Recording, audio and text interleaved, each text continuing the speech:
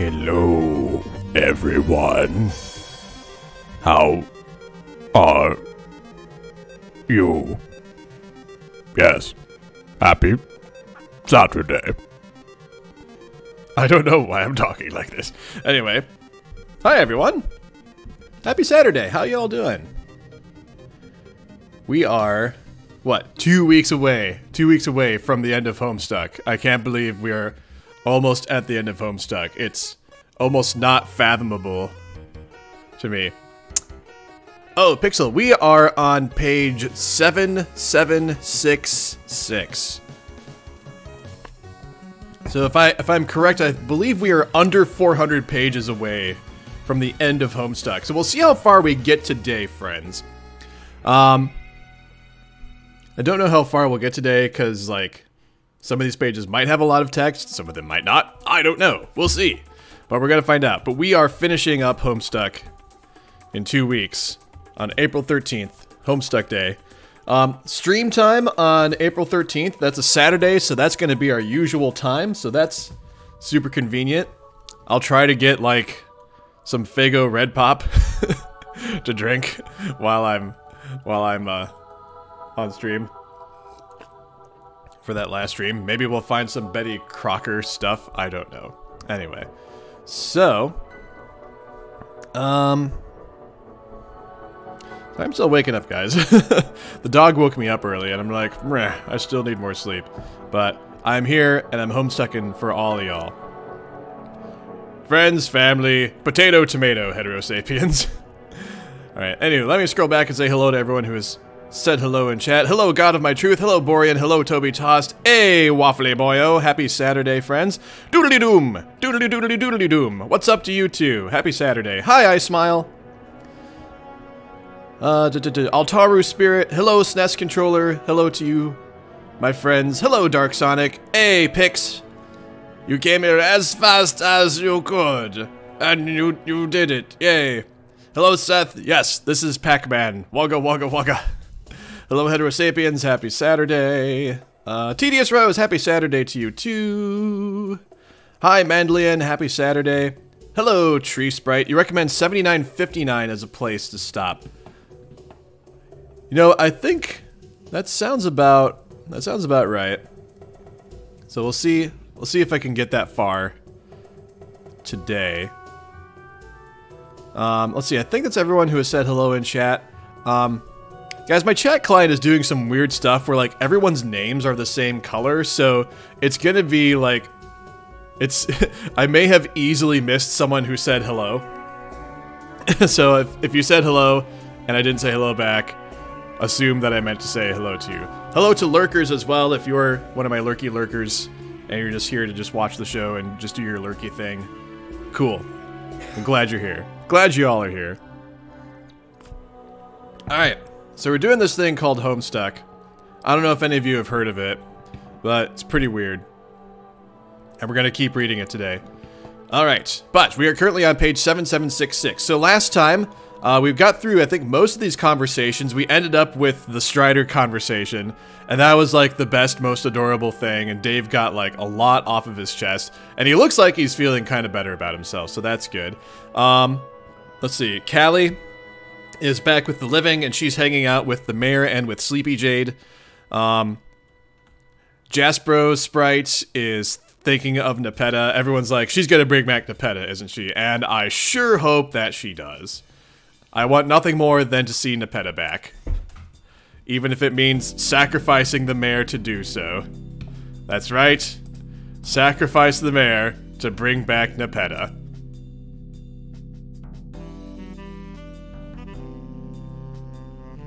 Anyway.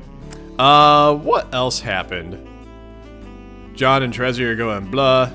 Oh, that's right. Roxy managed to pull off making a new matriorb, and she's taking it to Kanaya, so there's that. Vriska is also facing off with her alt self, while Meenah is kind of daydreaming about killing things, because that's what Meenah does. That's roughly what happened, I believe, last time. Anyway, let's carry on. We have one more conversation to go through. So let's do that. I'm not a heartless bastard, Ignatus. My parents were married when I was born. Alright. Roxy's like, I have a surprise for you. Hey!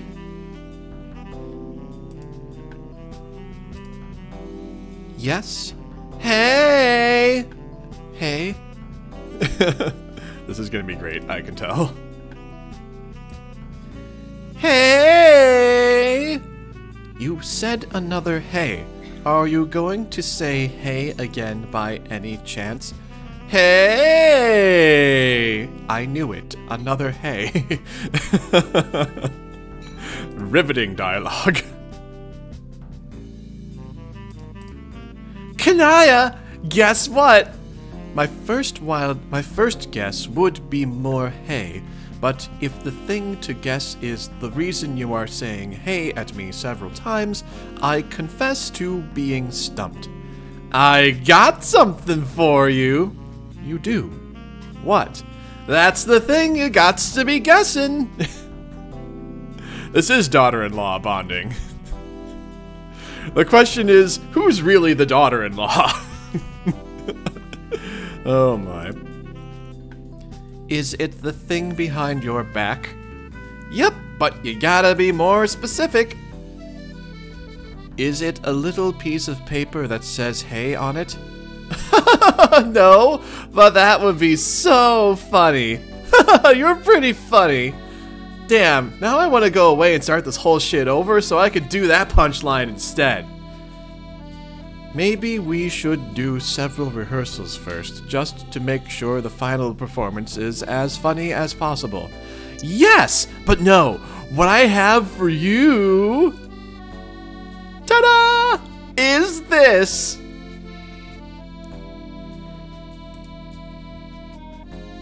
And Kanaya is speechless. She's like, huh?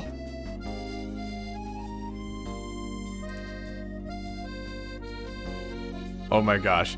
The light in the pupils of her eyes are trembling. Is it real? Yeah! I mean, as real as I can make it, which I think means as real as the thing that it is and was always supposed to be when its idea is expressed as purely as possible through physical matter. Wow. What? It's a real alien egg, bottom line. It took a lot of work and I guess voidy soul searching, but I finally made it, just for you. For me? Yep. Hey, I know I don't know you too well, we just met. But really, it was always gonna be for you. This egg is stinking useless without someone who's qualified to care for it, and that's you. Please look after the little guy. I've developed some oddly motherly feelings for the spiky fucker myself. It was like this whole quasi-intellectual-emotional saga or something for me to figure out how to make this freaking egg. It's a matriorb. Yeah, that. I can't... Oh, thanks, Pix. I appreciate that. I don't believe this. How is it possible? I still don't know how you did this. Don't worry about it. It's just powers. Whoosh, whoosh. Magic noises. Voila! Insta-orb. Just add the subtraction of its non-existence. Makes sense. Hey, Keyblade, happy Saturday. Happy Saturday to everyone. It is Saturday, and I am happy. Oh, Kanaya's gonna cry. She's got tears forming. Oh, my goodness.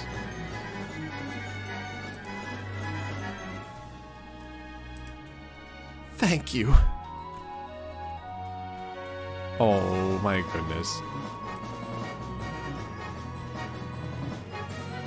Because she thought, like, thousands of pages ago that she lost the matriorb.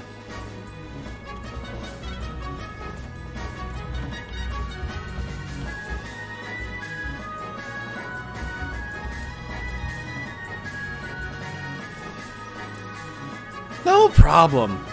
I didn't think it would be this easy. I mean, not that it was easy for you by the sound of it. What I mean is, I thought it was going to involve an arduous and lengthy process for myself to undertake in order to figure out how it was even possible to reconstruct the orb, let alone actually do it.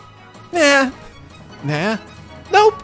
So instead of all that, it's just handed to me like a nice present. Yes! I don't know what to say. This changes so much about everything I thought I had to do. Does it? The way I see it is you shouldn't have needed to worry about making the thing. I think it will be challenging enough, like, hatching it? And tending to all the stuff that comes next? Hold on a sec. I had to sneeze. And then I sneezed. And that's my entire story. And tending to all the stuff that comes next? Isn't that basically being responsible for the preservation of an entire race of people? Like, not even a simple kind of people that all go about having their own babies by themselves and such. You have to set up and deal with this huge creature that does it all herself, right? Yes, that's how it works. And yes, that will be probably very challenging. Yeah, so just focus on that. I'm sure you'll have help if you need it. I mean, after all this shit is over, obviously. Hey, speaking of which, how'd it go here? Did you do the thing? Yes, I think we did the thing. Our frog should be good to go. We? Oh yeah, Carcat came too, didn't he? Where did he go? Oh, he's still in the cave. Meditating. Meditating, huh? Yes. It was a very spiritually uplifting encounter with the denizen. It really, blitzed our chakras. He needs some time to clear his head. Okay. Oh my goodness. That's right, I forgot last time that Kanaya and Carcat went to see Echidna, and then Kanaya bopped Carcat on the head, knocking him out so he'd be safe.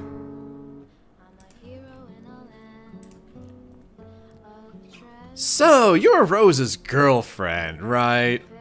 I don't know. Is that what humans call a mate sprit when the mate sprit is a girl? I don't know. Is a mate sprit the things trolls call each other when they are girlfriends or boyfriends with each other? Yes. Aha! Then, the answer is yes? Yes. LMAO. Okay, it was kind of obvious. I was just making sure. Anyway, that's cool. Did you meet on your fancy meteor vessel?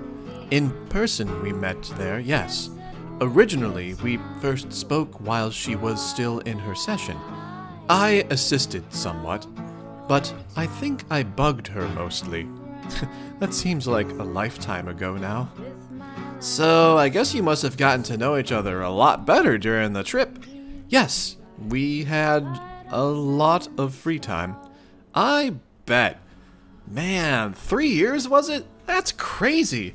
For a whole bunch of people who only just met, including humans and aliens, or I mean trolls, oops, sorry if that's rude, we call each other aliens all the time. But then you all immediately have to hunker down together for 3 years.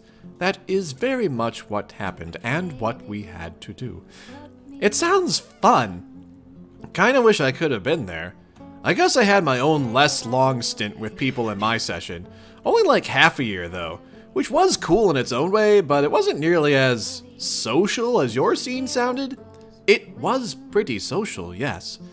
But we also had little groups who generally convened with each other more often than the entire ensemble crowded together for a singular noisy affair. Such events were pretty rare, so maybe not as social as you are picturing. In fact, it was quite a subdued situation compared to the crowd I was formerly accustomed to congregating with. There were 12 of us back then. Yeah, wow! I remember hearing about that from a friend who never even existed from this frame of reference. So I guess that's another weird thing about my little sojourn to get to this point. It is all made of memories that now didn't even happen for other people. That does sound like a lonely predicament in its own particular way. A sort of sacrifice you've had to make, yes? Yeah, sacrifice abounds, it would seem.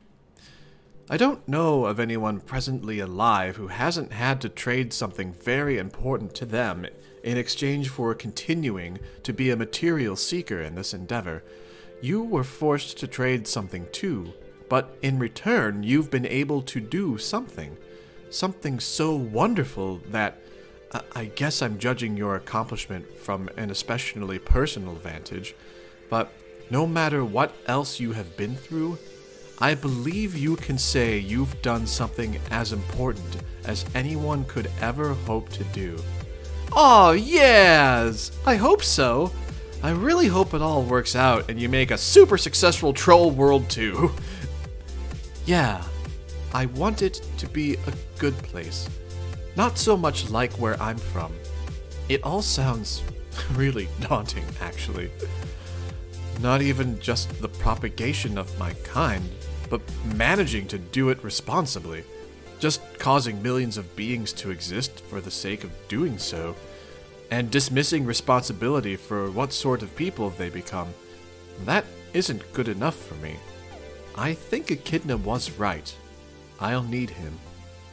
Who? Oh, nobody? Let's say it was a figure of speech. I'll need everyone. Whoever is good and wishes to have a hand in the way our world is shaped. No, I'm just a Cubs fan, Keyblade. I am definitely not a White Sox fan. Although I do remember that one time the Cubs played Cleveland in the World Series and won. That was great. Anyway, carry on. Count me in.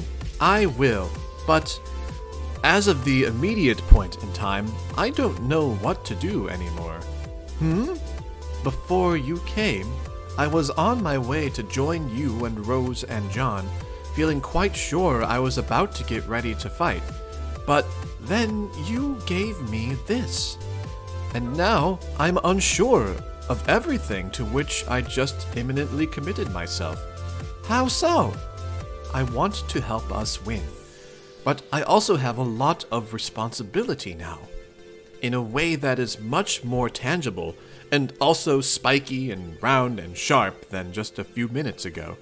I feel I have to consider risk to myself is now also the same as risk to the future of my people. Does that make sense? Oh, I see. Yeah. It is like say a mother wolf being all ready to stand up to some other asshole of nature, like a nasty bear, and she's ready to fight and all, but also she's got to think about what happens to her pups if she gets hurt, yeah? Something like that. Except I'd relate more to an analogy that didn't involve weird alien creatures. Oh, sure. Just imagine instead of a wolf, it's like a mother, help me out here. Muscle beast? A beautiful mother muscle beast. And instead of a bear, it's, Metroid. Hey, GGO Cat. Happy Saturday. Let's say good enough.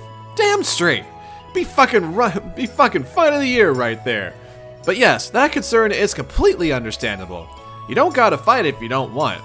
But I'm sure we could really use the help. Would I actually be of much use? I think so. I'd look at it this way. None of this next-gen troll stuff is even going to matter if we don't win this fight. So we have to prioritize beating all these goddamn villains, especially the witch. Any extra edge is going to help. And though I admit I don't know much about you, I am feeling pretty confident in my assessment that you are probably some sort of sick deadly bitch. Who told you my secret? I knew it. In fact, I would bet that you could use your concern for all your future space pups to be way extra deadlier in this fray. Maybe you'd make the whole difference? The point is, we need you now just as much as anyone in the future will. And we are all risking stuff, and we are all in this together, and if you're with me and Rose and John, don't worry, we ain't gonna let anything happen to you. I promise. Dang. Dang? That was really motivational, and I feel very inspired now. For real? Yes, a little corny, but definitely genuine and moving. And now I'm suddenly psyched again to go dunk a narcissistic fish woman into a sea dumpster. Fuck yes! Not to project myself as someone fickle or lightly swayed on big decisions. Maybe it was just a roughly 30-second spell of cold feet, and I just snapped out of it. I don't know. But you really do seem to have a way with motivational words. You must be a natural leader. I think your group was lucky to have you. Me? Nah. I'm not naturally good at that at all. I mostly just yelled at my friends because they were a gaggle of frustrating bozos. I guess I'm just feeling way inspired by the fact everyone is here together, and we are all about to try and do something huge and important. I've also watched John in action a bit, and he is very good at that stuff. He's actually so good at being inspiring, he's inspired me to try and be more inspiring? That sounds dumb as hell, but it's true as shit. I also love how he's got no idea how good he is at leadery stuff. It is so inspirationally friggin' adorable. Ah. Roxy is a great motivational friend. I agree with all of you. Oh, look at Kanaya smiling. That's cute. Shall we go then? We hella shall! Off they go. Fly away! Uh-oh. Oh, so we're back on the 10 conversation screen, but now everything's red, and now we've got double Vriskas and Meenah. What's gonna go on here?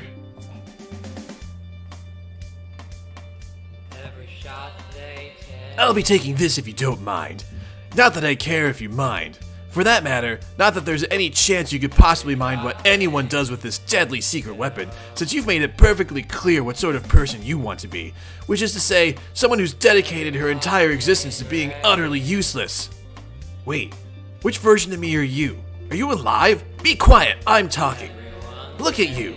Just look at you. How completely pathetic.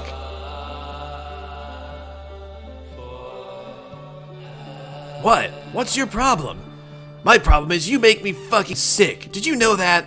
That it was possible for you to go so far down whatever toilet you decided to jump into however long ago that you could literally make your own stomach turn? I mean, my god. What are you talking about? Is my new clothes and tattoo and stuff? Look, I remember feeling that way too, all stuck up about certain... It's not your new look. I mean, not that it's the slightest bit flattering. In fact, I think it's perfect for you. I couldn't possibly imagine a style more impeccably suited to what a loser you've become. Loser? Hey, come on now. Yes, loser. You are a loser. I'm sorry to be the bearer of bad news, but that is what you are now. Oh dear. Are you really so far removed from reality that you can't see it? Did this transformation happen so gradually that you just didn't notice? I find it hard to believe, and frankly more than a little disturbing, that some version of me could let this happen to herself without being at least somewhat aware that a dreadful decline of personal integrity was taking place. I'm not a loser though. I like who I've become. I actually feel happy and good about my life for the first time in maybe forever?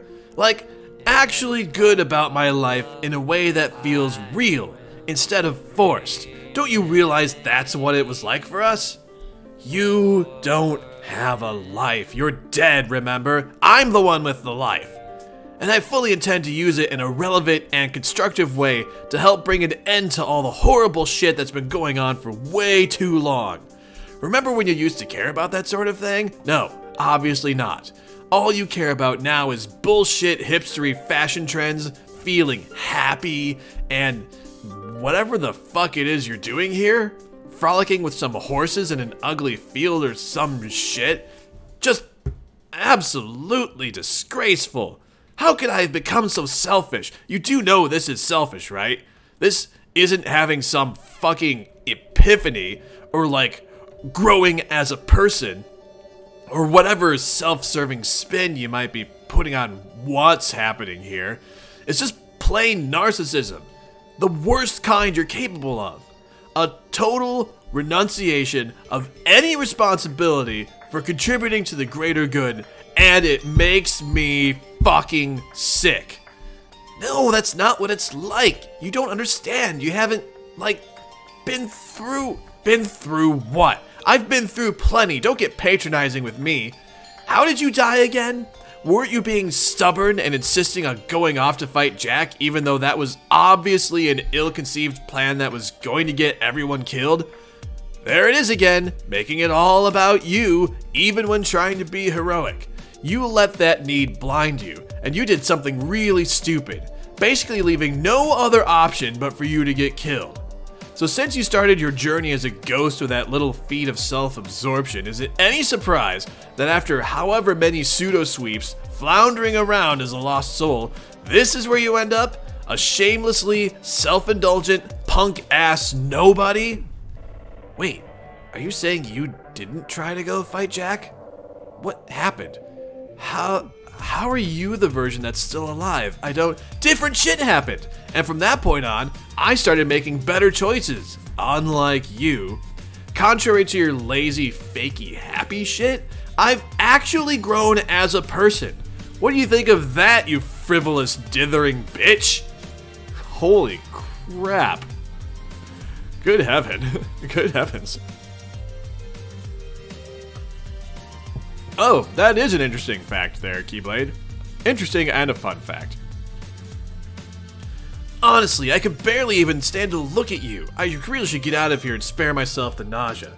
Yet, I keep standing here wasting my time dishing out this well-deserved smackdown. Maybe I'm paralyzed by disgust? Why are you being so mean to me? Mean? I'm just telling it like it is, sister. The truth is often harsh. That's something you used to understand. But now you appear to be the physical embodiment of everything I detest. God, I just can't get over your shitty makeover. Ugh. Hey, did you gain weight too? What? No, I didn't. I'm not. Yes, you did. I'm not blind, you know. I'm not fat. Sure, tell yourself whatever you want. Whatever lets you be at peace with your new life. Why are you saying all this stuff to me? What did I ever do to you? I don't Holy shit. This is actually getting to you, isn't it? Unbelievable. Well, that tears it. You really are beyond any sort of redemption. Fucking incredible. Whatever happened to having a thick skin, letting stuff roll off your back? Not letting shit get to you because you always knew you were better than the one slinging it. I guess this is what you call happiness now? Letting a few tiny little barbs shatter your self-esteem? You aren't happy.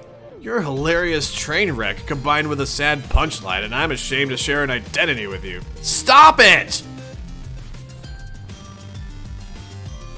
Oh, poor Alt Vriska. Oh, don't worry, Sir Cat. I'm done here. I'm off to go do something useful like winners do. Something you wouldn't know anything about anymore. Just leave me alone! How could I have ever been so awful? Okay, this is just getting embarrassing. Time to shove off. Though, truth be told, I should probably delay killing Lord English a little longer, just so he could put you out of your misery. Just go away! I hate you! Your wish is my command, loser. Time to go get some awesome shit done and grab the reins on a relevant, proactive existence. Shit, I'm feeling more adventurous and worthwhile as a person just thinking about it. Anyone who feels the same way is more than welcome to join me. Say, how about you, punky-looking pasties? Does that sound like it might be the cut of your jib? Don't talk to her! She doesn't want anything to do with a piece of shit like you, and neither do I! Take your stupid treasure and your smug garbage about relevance and get this fuck out of here! Come on, Meenah, let's ditch this evil hag and go find something else to do. Right, Schwindu? How can you feel so sad and angry for the same character at the same time? I mean, my god. Off goes Alt Vriska. Hey, Rice Milk! Meenah? What's wrong? Come on. Yeah, Vriska? Listen. What?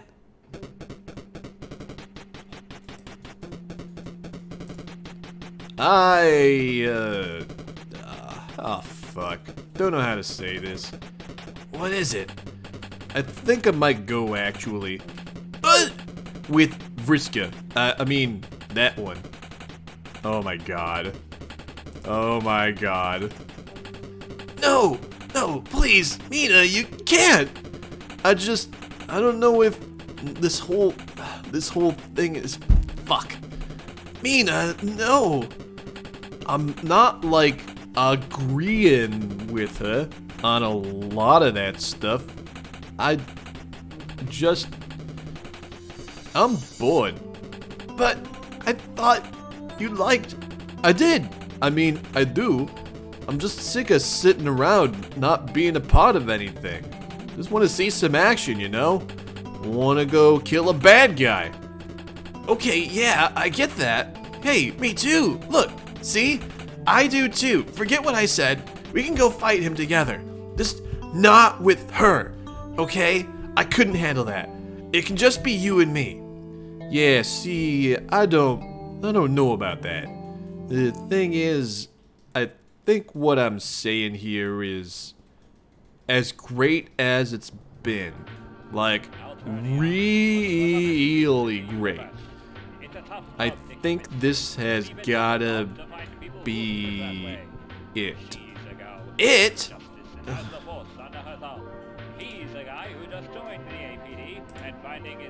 No, no, no, no, no, no, no, no, no. Why?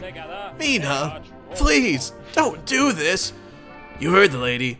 She's made up her mind. Stay out of this! Oh, poor Vriska. Meenah, you have to stay. I don't know what I'll do if you're gone. I don't have anyone else out here. I'll be all alone in this fucked up place.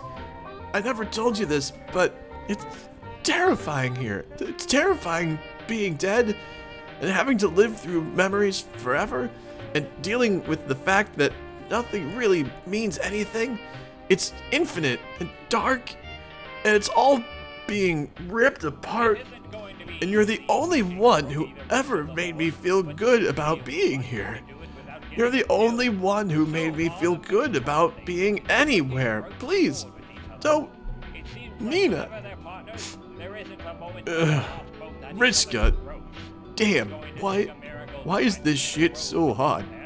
Not even lying, this is like the hardest shit I ever did. I can't even fully explain. It's just how I think it's gotta be. But it doesn't! You don't have to do this! Yeah, I think on that point, we're just gonna have to algae to disalgae. I cannot believe you are doing the fish pun thing while you're breaking up with me. Sorry, Cirque. 'Tis the way of my peeps. Oh my god. Here's the thing. I don't think any of that shade just thrown at you was true. I like you a lot and all, but like, she has a point on one thing, which is you changed a lot. Not better or worse or anything. I ain't qualified to make that call, just different from the way you were when we met. Happier, I guess? Dunno, man. If you say so, then yeah. What I see, though, is somebody who gradually turned, like, vulnerable as shell. And that is scary to me because of the way I am. I don't think I'm really the sort of person to be trusted with those kinds of feelings. See, the problem is, you don't actually know me very well. Nobody does. And the main thing about me is that you gotta account for, or I guess I gotta account for, on behalf of the feelings of people I don't want to see get hurt, is, how do I say this? What you need to know is, like, I'm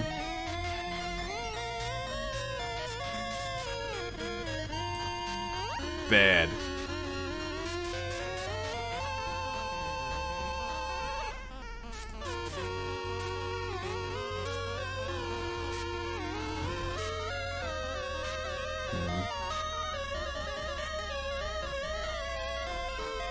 I'm good, Pix. I'm good.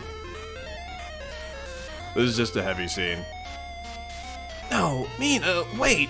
I don't care if you're bad. I mean, I don't even think that's true, but I don't care if it is. Please, don't do this. Don't go. At least not right away. Can't you just stay a little longer so we can talk about this? Sorry, Vriska. I'm really sorry.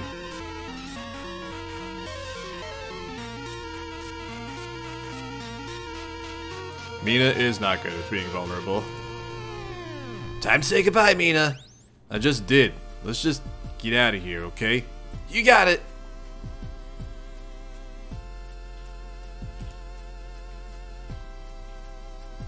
Oh, I think she is, like, does have, like, tears welling up a little bit at least. You've made the right choice, Paishes.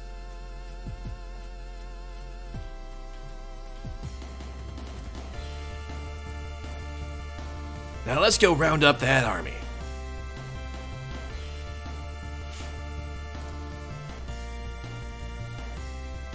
Oh hey, now we're at a new select screen. Oh god, that scene. That's awful. But hey, maybe it'll all work out in the end, because like Roxy and Kanaya just got done talking about how like Roxy had to like make sacrifices in order to do something awesome, and this is kind of like Meenah and Vriska making some kind of sacrifice for hopefully the greater good, but we'll see. Anyway, we're on page 7804. Let's see. Let's try this choice thing again one more time. This time only with 2 choices. Nice and easy. Hey, this works like a charm. 2 sweet, simple choices for 2 sweet, simple kids. There you go. One last gluttonous chomp at the free will pie before you all say goodbye. Don't say this website never did anything for you. Don't you dare! Okay. Alright, before we proceed, I am going to go get some more coffee for myself, so I will be back in a moment.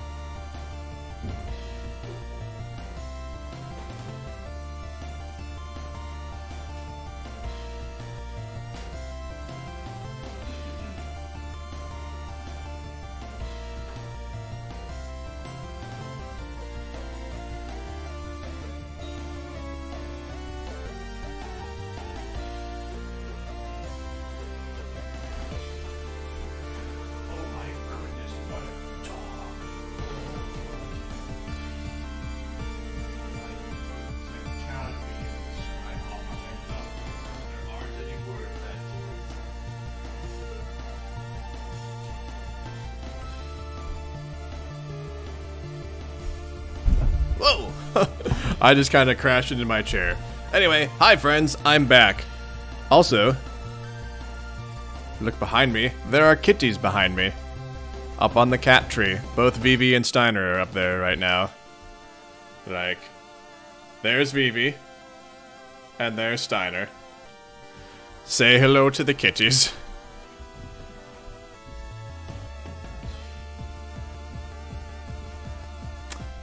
Alright. Actually, let me... There we go. Now you can see both my head, and you can see the sleeping kitties. That's all we're really here for. The stream is now cats. Okay, anyway, let's choose our characters. Let's go with Jane. Oh, right, Jane is talking to herself now. This is great. There you are. I have been looking forward to meeting you, dear. You have? Who are you? I'm you, but most know me as John's Nanna. Hoo-hoo! Oh, yes, he told me about you. Gosh, pleased to meet you, Nanna, I guess I should call you? Suits me. Calling you Jane might feel a bit strange, also perhaps disrespectful? And why is that? It is my name, after all. Yes, but you are my senior by many decades, I gather. And you have so many more years of life experience and wisdom, and you seem to be dressed like a clown? Oh! Not to disparage your fanciful attire, I quite like it. I just mean that you've been through more than I can imagine. I couldn't call you by my name. It would feel wrong and flippant to treat you like my equal. But really, Jane, the honor of meeting you is all mine. I have been looking forward to it so much since I learned of your existence. Ever since I spent that one day helping John through his session, there haven't been many reasons for me to feel particularly worthwhile. Yes, I tended to him and his sister for several years, baked for them, lent a sympathetic ear when needed, but in a way it's been a lonely life for me since my ashes fell in this silly old sprite. I've been strictly an auxiliary actor. They're only to serve others, even during my greatest moments to shine. So when I heard of you, a version of myself, who was a true hero, so young, empowered, and set to embark on a life filled with consequential deeds, I was absolutely giddy. I knew that we had to meet. Oh, my. You really feel that way about me? Yes, Jane. I do not mean to suggest I regret the way my life has gone, of course. I lived a very humble life, as free of intrigue and adventure as possible, by choice. You see, I grew up in dangerous circumstances. I knew how cruel the woman who raised me could be, and what she might do to me or the other people I loved if I made waves or demonstrated any sense of defiance. So I lived quite simply. I started a family and operated a quiet joke shop. Though I always knew trouble was brewing, they were the best years of my life. Yet I always had a little more knowledge than I ever let on, and used my understanding in subtle ways to help those whom the torch would be passed in this great fight. But then I made the transition from knowing some things in life to knowing a great deal more in death. Being resurrected as a sprite endowed me with a very deep knowledge of the game and its broader circumstances. I was in peak form, a true harlequin wise woman. Good night, everybody. And there was nary a question I couldn't answer. And then the dear kids scratched their session and cast themselves into the unknown. I ventured with them, and so I too lost my bearing on the nature of what lay ahead. I went from my prime, a state of all understanding, to a state of absolute uncertainty. For the first time in about as long as I can remember, I had no idea what to expect next. It was quite freeing in a way. I had a wonderful 3 years on that ship with those lovely children. I thought little of what challenges were ahead. But when I did, my thoughts would always drift toward you, Jane. Thinking about you and this adventure you were about to begin, it made me feel like a child again. It gave me the feelings I used to have for the limitless potential of life, before my stepmother snuffed them out, confronting me with the reality that life would have to take a considerably more limited shape if I wished to survive. So when I look at you now, I see the potential I had as a child finally being realized. But in a much more special way than I ever would have imagined back then. It makes me so proud to see you as a heroic young woman, ready to make a difference and forge your own destiny. I just wanted to tell you this before you go off to battle. Oh, geez, Nanna, I don't know what to say. Thank you so much for those inspirational words. Hoo-hoo! I think John was really lucky to have you as a sprite, not to mention a grandmother, of course. It's no wonder he appears to have his act together. Maybe I would have been better off if I had someone like you to advise me from the start of all this. Maybe I wouldn't have felt so lost. It's normal to feel lost, though, and believe me, needing to find your own way in time will make you a lot wiser than having an old lady around to spoon-feed you all the answers. In any case, you have me now. I think it's been quite a long time since John has needed my guidance. The boy has grown so much since he clobbered me with a joke book on that fateful day. From now on, I'd be pleased if you would consider me your sprite. Oh, wow! Oh my goodness, yes please! In fact, I heard from the cat girl that you and she are on healing duty in the spectacular fray coming up. And it so happens that healing is my speciality, next to baking, of course, and pranks. Why don't I assist? That would be great too. Oh, and Jane, just one more thing, just so you know.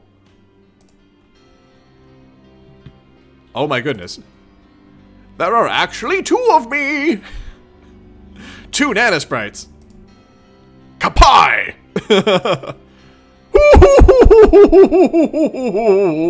Oh my god. That is fantastic. That is delightful. I am delighted. That is quite a kapai.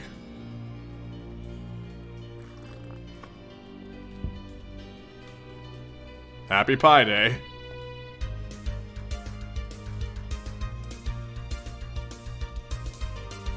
Plop. Oh, that's a delight. Alright.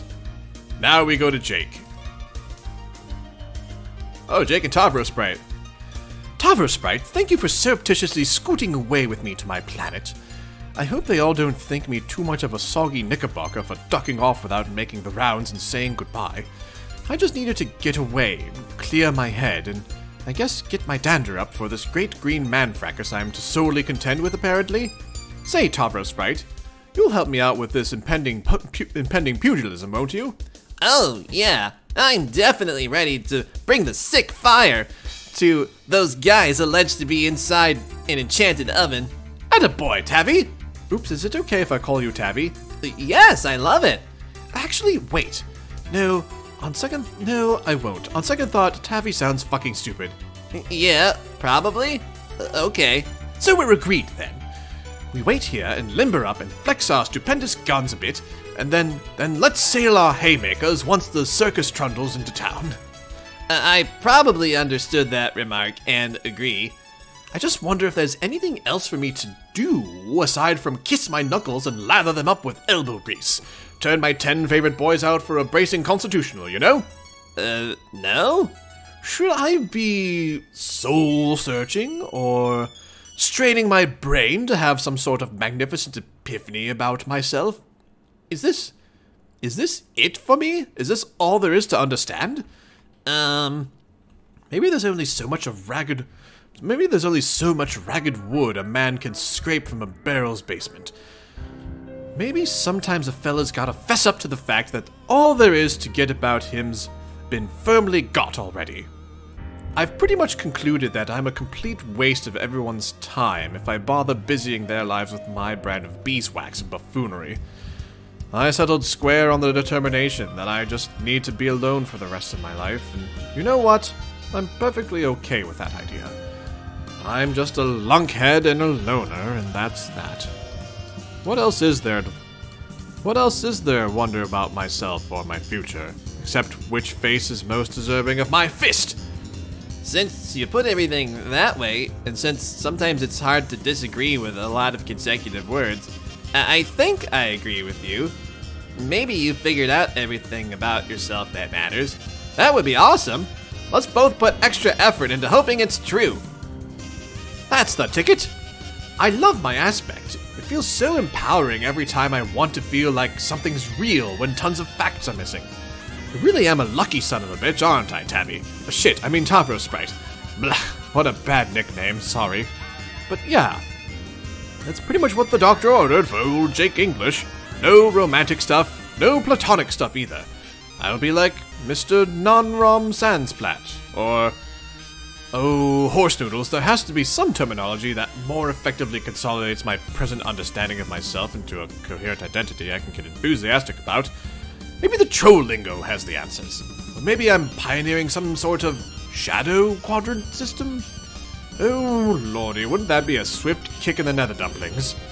What do you think, Tabby boy? Should I take my idea to the troll patent office and make a mint? I don't think we have anything like that.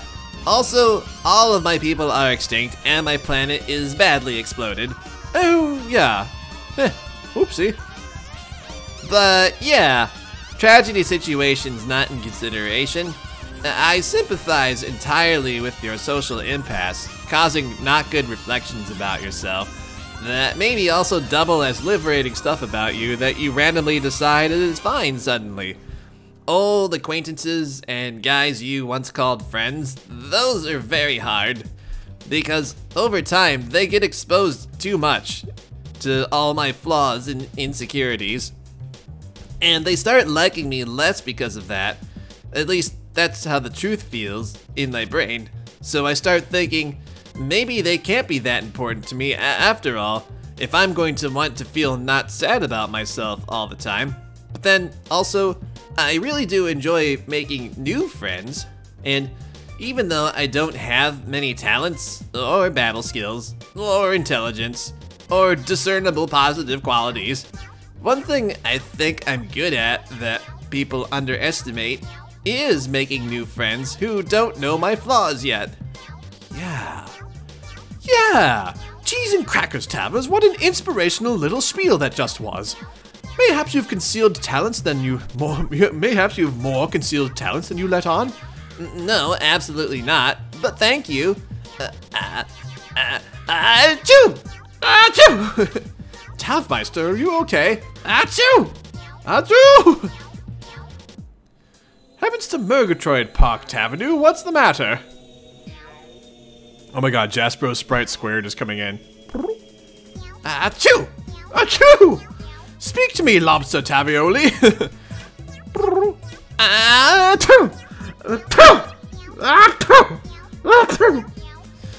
Hey, Ricky Ticky Tavi! Lay it on me, bro! You need to go to a hospital or what?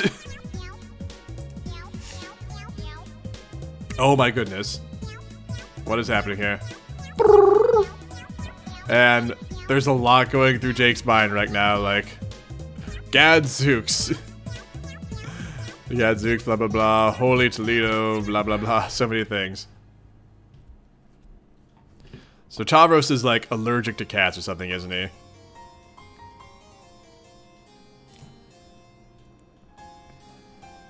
Alright. Let's see what happens now. Oh, no, not you. Relax, my stern-rotating acquaintance. I have just the magic thing for you because I'm a magical being, squared. Take this curative tablet. It will make those cat allergies slink away as if they just saw a raccoon out the window. Oh, yes, thank you.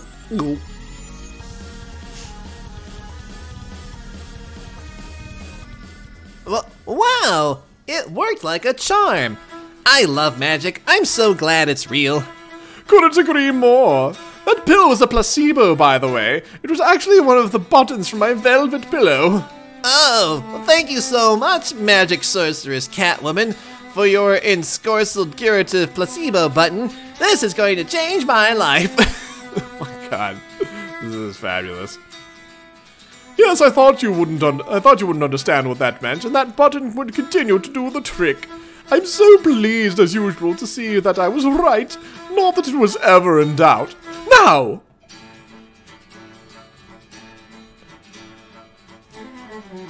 Since that hideous brouhaha of spittle, mucus, and shouting has subsided, peace and quiet has revisited these hills, and I am free to do my work.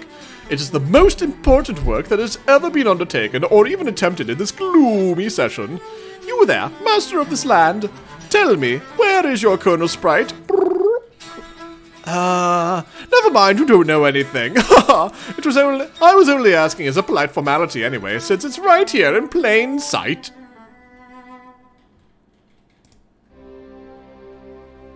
Oh my god. Oh my god, she has Davepeta's head. Jake, drum roll, please. Hold on, I'll go, don't you dare actually play some drums, it was a figure of speech.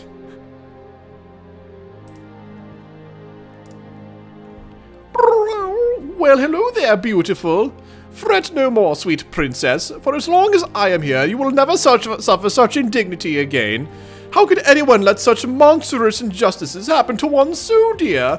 What filth would dare to debase you in this manner? To say it was the marginalization of a bright and pure spirit, to say it was murder, this would be too flattering to the perpetrator. What happened to you was nothing less than the desecration of a masterpiece.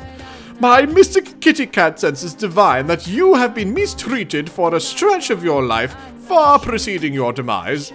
I detect that you may have been toyed with and disrespected by none other than the supreme puppeteer of unrepentant horseshit himself. Any who would dare claim a greater atrocity has been committed in some god-forsaken furl of paradox space, say it now and I will hiss and growl and curse your name.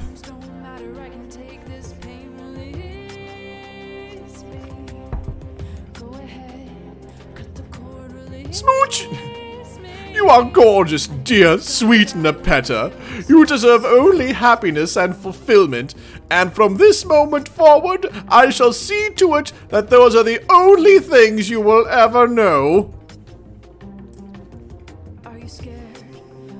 Yes, yes, yes, yes, yes. This is happening. Yes, Davepeta. Davepeta's back. Davepeta Sprite.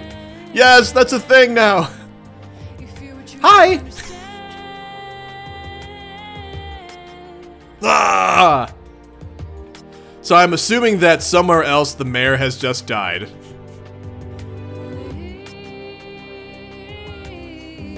No, now it's more important than ever that we sacrifice the mayor because that was part of the deal.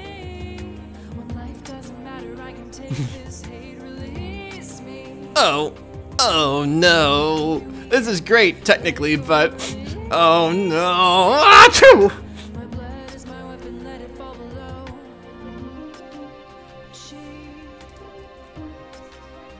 Oh, that's a good point, Schwindu. Achoo! Help, I need... I need another... I need another magic pillow button.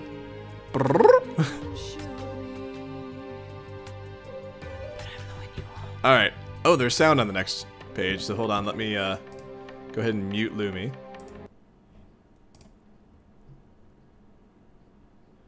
Oh, let's enable flash.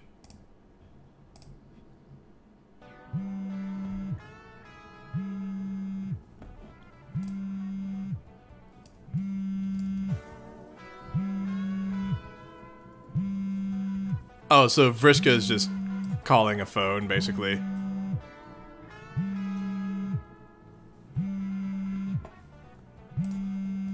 This is all there is, huh? Can I click anything? Alright, anyway, next page. And let's get Lumi back. Okay. So Jake has a phone ringing. Hey, anyone there? Yes, I'm here. Who's this? Hi, is this Joke I'm speaking to? Yes? Hi, Joke. Nice to hear from you again. This is Vriska. Who? God damn it, never mind who. The really attractive and outspoken girl you just saw jump into a window a little while ago, remember? Oh yeah. Hello again. What can I do for you? Glad you asked, buddy. You know, for a mostly inconsequential wimp, you're very polite and have a great attitude. Thanks. I try my best. Is Tavros there? Yes, he's sneezing a lot though, probably due to the recently surging number of cat people in the vicinity. Would you like to speak to him? No. God, no. That'd be just a waste of time on a lot of his pointless hemming and hawing. My business here is really simple. I just need to close one more significant loophole before you all start fighting. This is the final remaining task I had reserved for Tavros. He doesn't know what it is yet though, so I'll need your help, Joke. Sure. What do you need? I need you to reach into your pocket. My pocket? I don't think I have pockets. I'm just wearing a snug pair of underpants. No, your hoodie pocket. Oh, shit, these things have pockets? Sigh. You want Davepeta Sprite? Well, it's not. That's an interesting wish there, Borean. Alright. Ooh, what's this? Okay, reaching into my pocket now.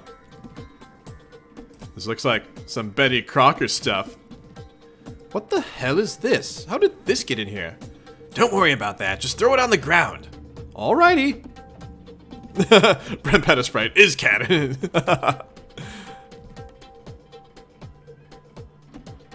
It's a cat toy. Oh, that's right, it summons G-Cat. I forgot about that.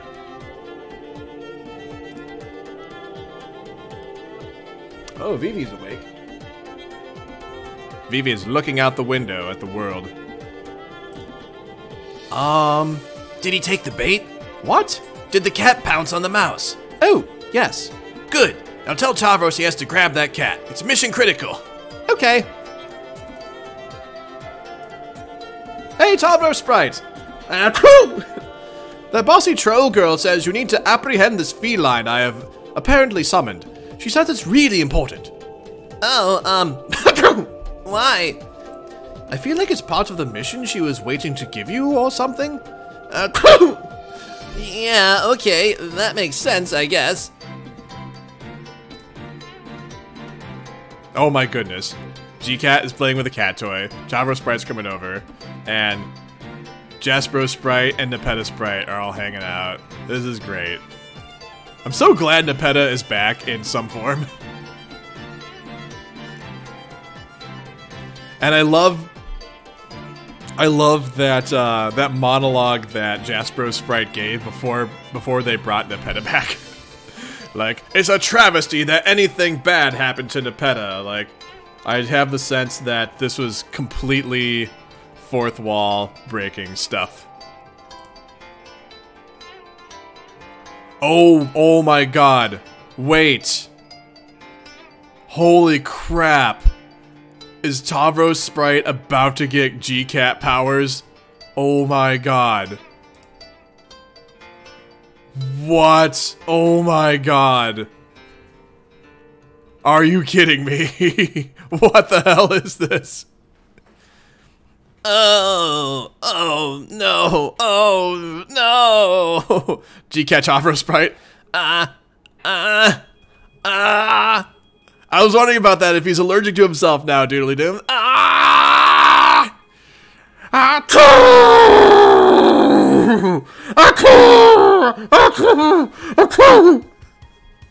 Oh my god.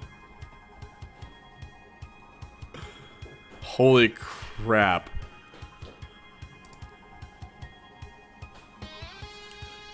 Oh, and then Vriska put him to sleep. Okay.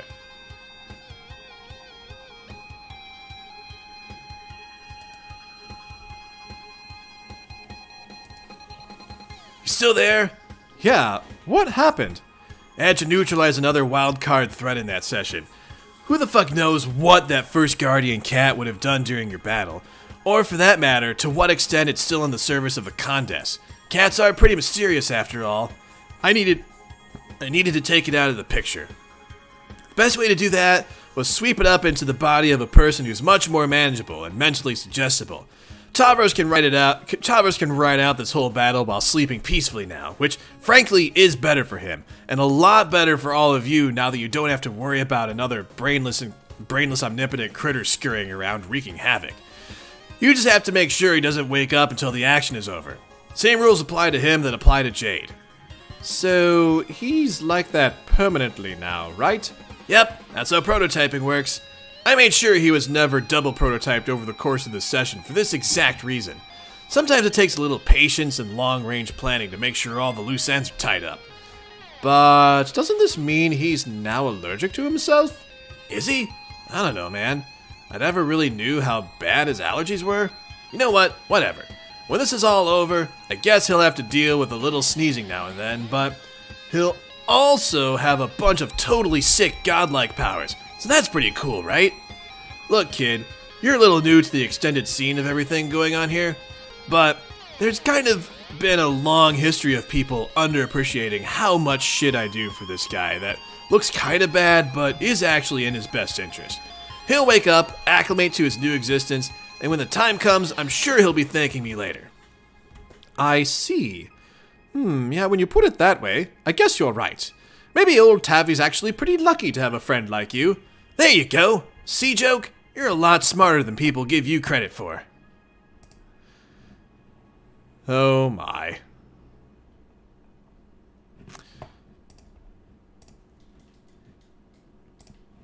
Anyway, I can't stand around all day yakking about this. All in all, this is a really minor chore to take care of. I've got much bigger fish to fry out there here in the ring. Give my best to everyone there. Good luck with the fight. All right. So now we've got Vriska and Meenah are elsewhere, about to do stuff, probably. Okay, that little point of business is done. Thanks for bearing with me. Executing this whole strategy has turned out to be a really ambitious project. Nice watch, Dealey. How much that worth? How much? I have no idea. Guess it depends on a lot of things, like the units of currency, the presumption of an actual market for it, its scarcity. Honestly, I just alchemized the thing quite easily, and somebody else probably could too. God damn it, that answer was too complicated. Got a fucking professor of economics over here. Are you saying you wanna buy my spider watch? Nah, sir, spider swag ain't my kettle of fish. I didn't think so. Anyway, like I was saying, that takes care of that. At this point, I think we could use a debriefing. Would you care to do the honors? What? Regarding the mission you were previously involved with, which I can only presume gradually fizzled out.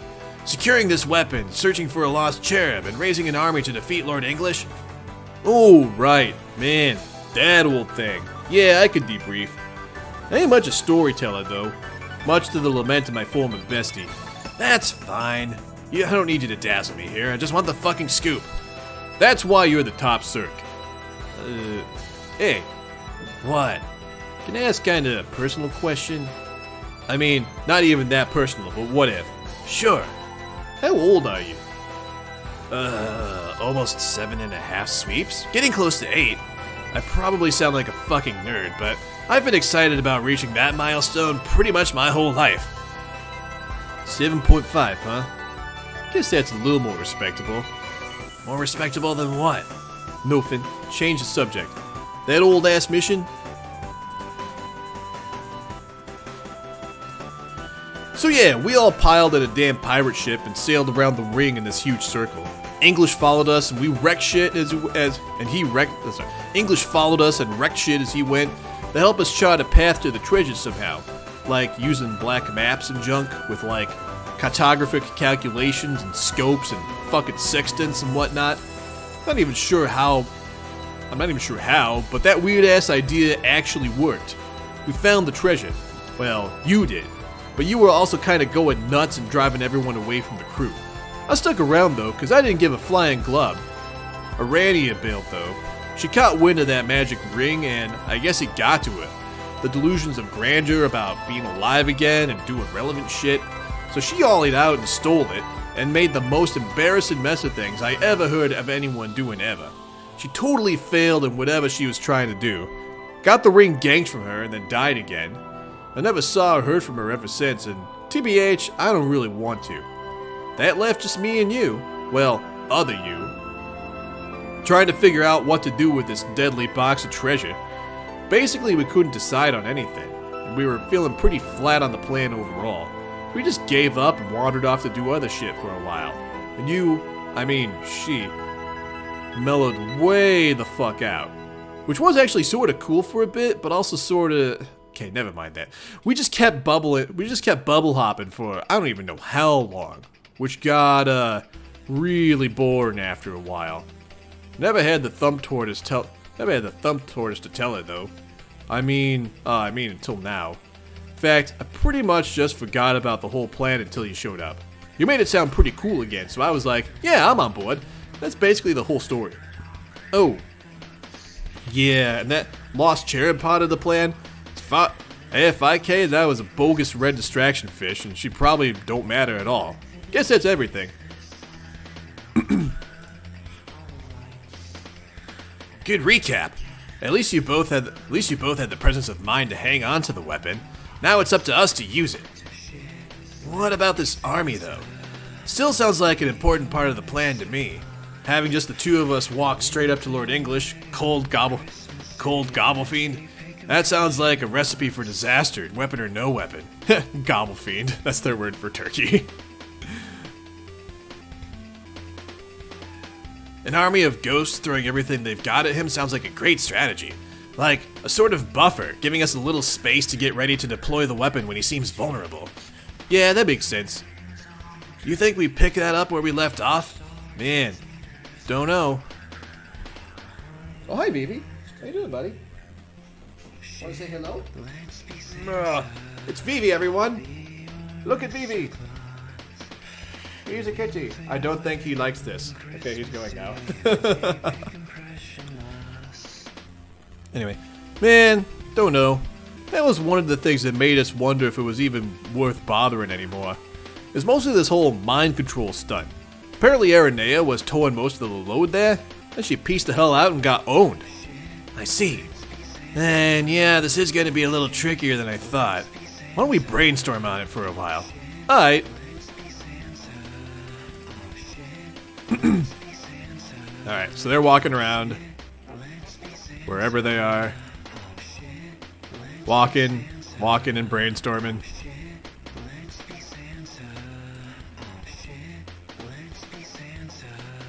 This is some really cool scenery too. Oh, hi! What are you up there?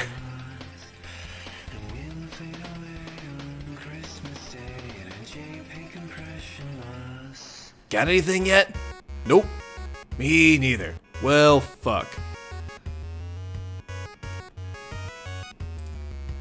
It's not a huge deal. We've got plenty of time to come up with something. There's no rule that says we even need an army. We just need a way of deploying the weapon that will maximize the probability it will actually work. True. We'll figure it out. So, do you even know what that weapon does yet, or... Not specifically. We only know that it's some sort of juju that will activate when it gets near him. We won't have anything to do with that. We won't have to do anything at that point, theoretically. The weapon should just take over. All we have to go on is a bunch of vague stories we heard along the way through dream bubbles. Some presume it's something obvious like some sort of charm that releases an extremely powerful attack. Other sources allude to a more specific consequence, that the weapon actually contains the souls of some incredibly powerful warriors of legend who came close to beating him once, so he trapped them inside the charm and banished it into the void. And if that's the case, I guess the weapon just releases them so they can finish the job? Guess we'll find out. Should be exciting. Still, it's way too risky to try springing it on him without creating a major distraction first. Really, the Ghost Armory idea sounded like the perfect approach. No wonder that was the original plan. Whose idea was that anyway? Yours? Yeah, I figured as much. There's got to be another way to get that off the ground again. I guess we don't have my ancestors' advanced abilities anymore, but at least we have mine to work with, right? If you say so. So, between my mind control powers and your, what is it you do again? I make fucking money, bitch. Oh my god. That's amazing. I see. Sorry for doubting you, Meenah. That's, I'm sure that'll come in real handy. I saw you roll them eyes, Cirque. You ain't a ghost, you can't get away with that shit. Hey. What the hell? is that? What is she seeing? What is she seeing off in the distance there? I thought I'd have a good meal. Holy crap, what is this? Is this like... John, it's what Is this their army? don't do it. Important. It's so Oh my god. Oh my god. There's the ghost army. Tavros!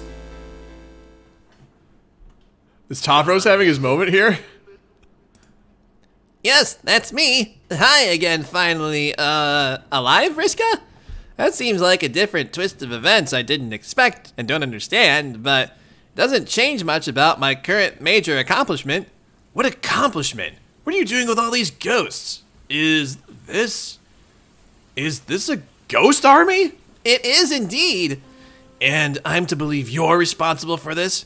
You can believe whatever you like. Believing, as always, is half the battle when it comes to making things marginally less fake, but the fact that I personally built this army myself is going to be a fact, whether you decide to believe it or not. Ha! Oh, bullshit! You must have had help or something. Are you some kind of trick? Tell me the truth, Nitram. How'd this get done? Who was pulling the strings? Strings? Who is influencing the minds of all these ghosts? Me! Well, not presently, but I did before, and now here they are, following me. You? You must be joking. You don't have those kinds of powers. I mean, unless ghosts are sort of like a kind of animal. Meenah, is that how it works? Are ghosts actually fucking animals? No. Vriska, trust me, there is no communion involved or escapades of the mind. Only escapades of the heart. What sort of hideous fuckwitted baloney drivel are you spouting out your prattle socket this time? What I mean is, I convinced them all to join me, Vriska, using words and smiles and friendship. No. No? No! But have you considered yes? No! This can't be! I don't see how... Do you know what this means? Do you know what this fucking means? Maybe? It means... That's right, Tavros convinced everyone to join with the power of friendship! You actually did something useful for once! Ah! Yay, Tavros!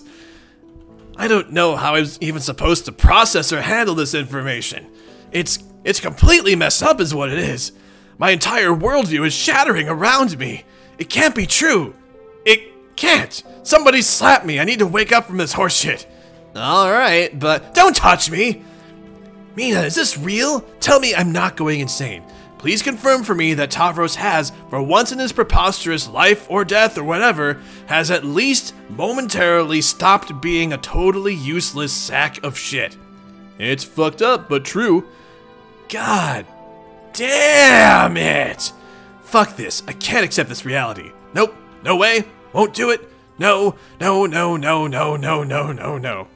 oh, but maybe more like yes. Yes, yes, yes, yes, yes.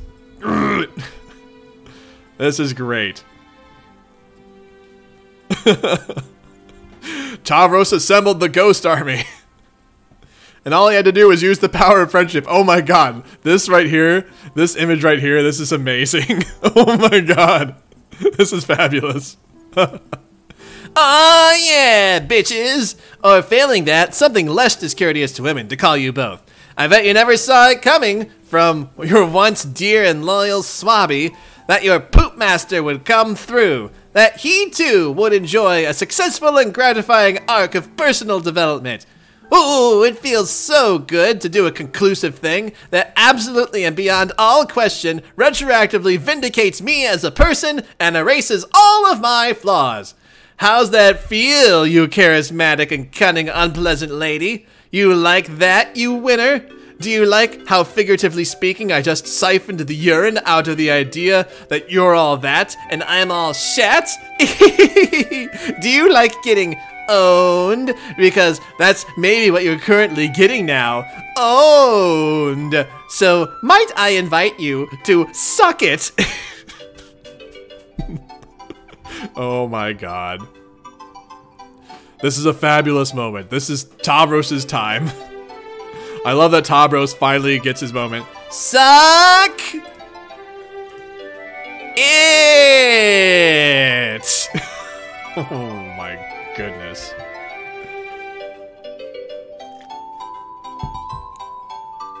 Well done. Oh, thanks, Schwindu. Oh, goodness. The Tavros finally did something useful, Charleston.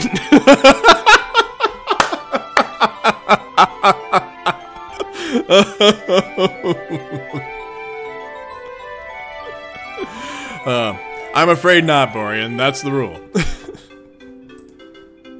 Tavros. This is fabulous. The Tavros gets to have a successful character arc shuffle. Tavros. This is amazing. The Tavros tells Vriska to go suck at Cabbage Patch. Tavros. It keeps getting better and better and better. Oh my god, this is amazing. The Tavros is feeling pretty pleased with himself all of a sudden. Air guitar! Oh my god. Tavros! This is fabulous. This is incredibly satisfying. Oh my god. Okay, you win. You did something great, and it was a big help. So, thanks for that. I mean that sincerely. Can you just, please, never dance again? Like, ever? That's all I ask. Yes, it's a deal. Awesome. Oh my goodness. I am pleased. I'm very pleased with that. Okay, now that we have a ghost army assembled, the weapon in hand, and settled on the determination that the lost cherub probably doesn't matter at all, I think it's time to make a plan. Hold up. Something don't feel right about this. What? This army. Who the flip's in charge of this jam? In charge? Please don't tell me it's the dancing weenie poop boy. I don't think he's technically in charge. He just motivated them all to join the fight through the power of friendship. Yes, exactly. Yeah, but an army's gotta follow orders, otherwise it ain't an army. It's just a bunch of assholes who all happen to be standing in roughly the same vicinity. I see your point. What are you suggesting? I should rule the army. Rule? Don't you mean like be the general of it? I think that's usually how it works. Shell no, Glubberfucker. I should rule these sons of fishes. It's in my blood. Also, I fucking wanna. And I probably won't take no for a clamsa. Hey, that sounds fine to me. Little discipline applied to this swarm of dead idiots isn't gonna double kill them.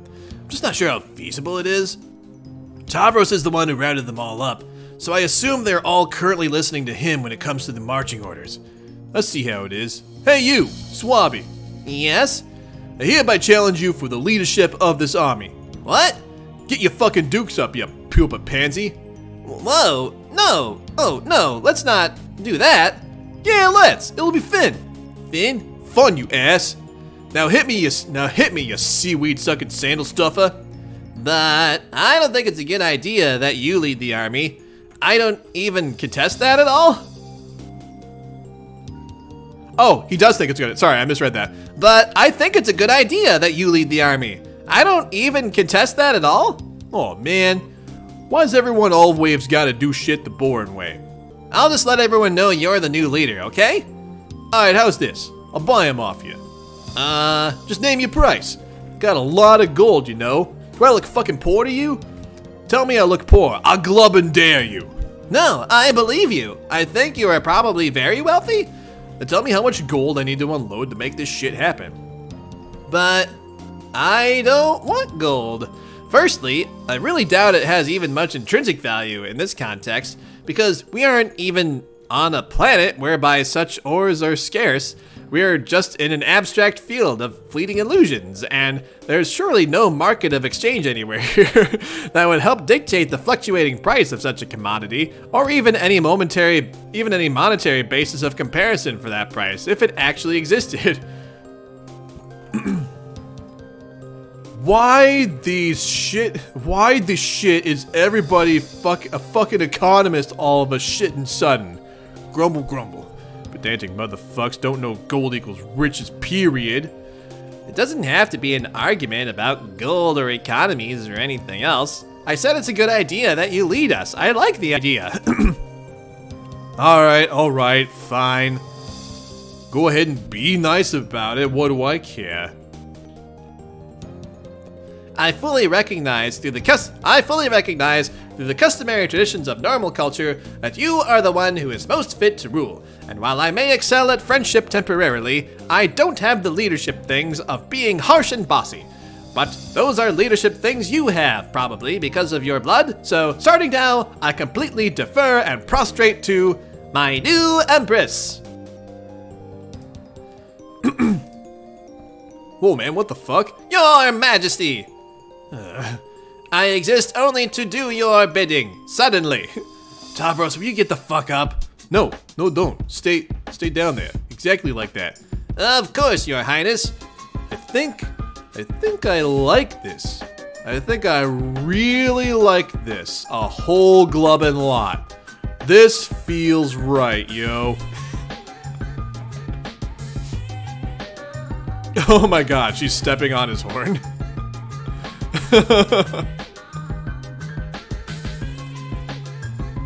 Oh my god. Yeah, good. Excellent work, Swabby and Chief. I hereby promote y'all from Poop Master to Poop Lord. Wow! You earned it. Now turn that way. I want to address my legion of loyal homies. Yes, my liege. This really was great timing on the music. Listen up, boys and girls.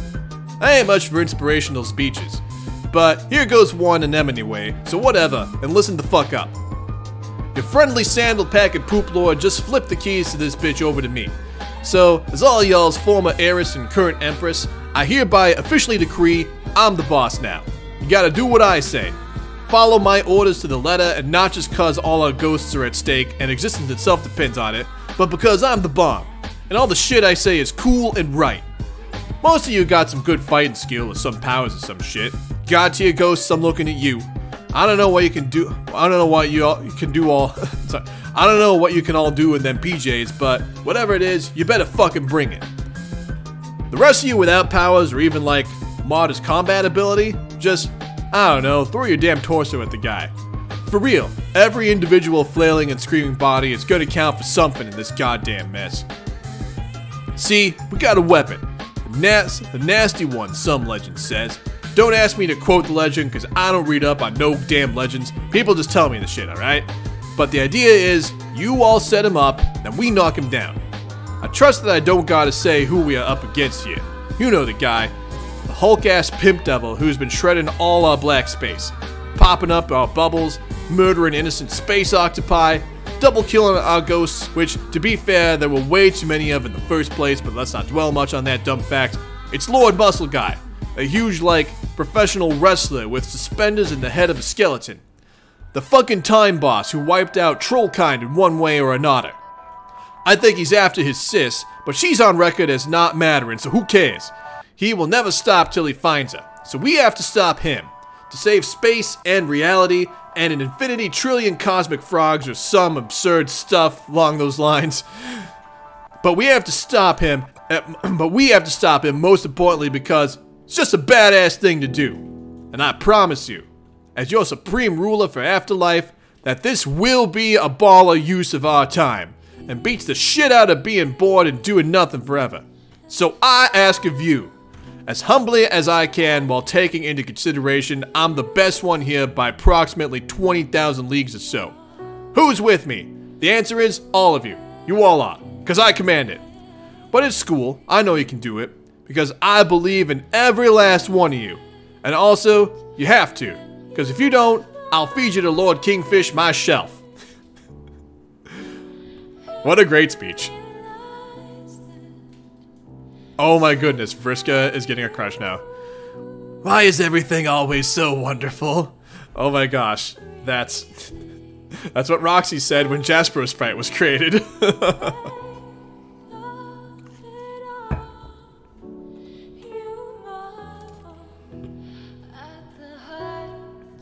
Meanwhile, and I've got Tavros sprite, Jasper's sprite, Davepeta sprite, and Jake all hanging out having a tea party, it looks like? Why yes, that is what's happening. Oh my god, Jake is wearing the Mad Hatter hat from Alice in Wonderland. Oh my. They're all having fun. So, I take a time to stand in for the Mad Hatter in this charade? Yes. Except, wasn't the Mad Hatter supposed to be, like, in charge of the tea party or something? I really don't know what I'm supposed to be doing here. Nothing, just sit there quietly, please. No offense, but you are only a prop actor in this fanciful scenario, which is serving as a stage for my date with this lovely lady. Oh my god, Jasper's sprite is dating Davepeta sprite. Wait, this is a date? Oh, yes. Sorry I didn't mention sooner, Davepeta. Is that okay? I guess so. I'm still a bit confuzzled about what is actually happening, though. There will be plenty of time for explanations. For now, I invite you to relax and enjoy our party on this peaceful and desolate hilly planet, while that mild-mannered boy across the fridge sips his tea quietly. Okay, but I'm mainly just wondering, where is everyone? Like, Equius, Carcat, are they okay? They're fine. Well, Carcat is fine, alive and well in this session. Equius is also fine, in the same sense that you and I are both fine. Everyone else enjoys various states of being fine while alive and fine while dead. Oh, well, some of that sounds like good news at least. It's all good news, I mean news. Especially as we are both here now on this date together. Again, assuming you are okay with that, no pressure. I will say it is very nice looking tea party you have here, but I've never actually been on a date. There's a first time for everything, right? I remember my first date. I was so nervous. Life hack. It helps if you are very, very drunk. Not that I am prescribing this as a remedy for you. It's okay to be nervous. Besides, I sincerely doubt you are partial to the drink. I have a feeling catnip's your poison, eh? Eh? Eh?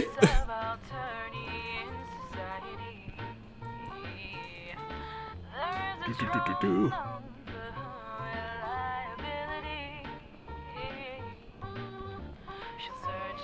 I've never tried either, sorry. Anyway, it's not that I'm nervous about a first date personally. First date necessarily. I just don't know who you are or anything about you. You look like one of the human kids, but different? You seem to be part kitty cat now? Yes, Davepeta, I am part kitty cat now. Events conspired to make me equal parts not dead, half kitty cat, and 2 sprites. But the other side of that pet tag is the fact that I am suddenly half human as well.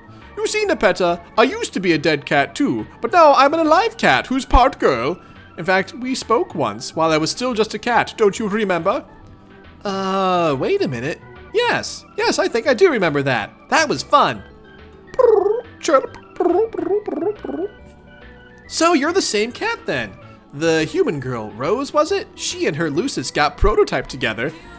That is exactly what happened. Fortunately for us both, as well as everybody else. That's very sweet. What a nice way for you two to stay close forever. Combining souls with my Lucis sounds like it would have been a wonderful way to preserve her memory. Plus, share all her strength and wisdom and such. I'm guessing that opportunity is gone though.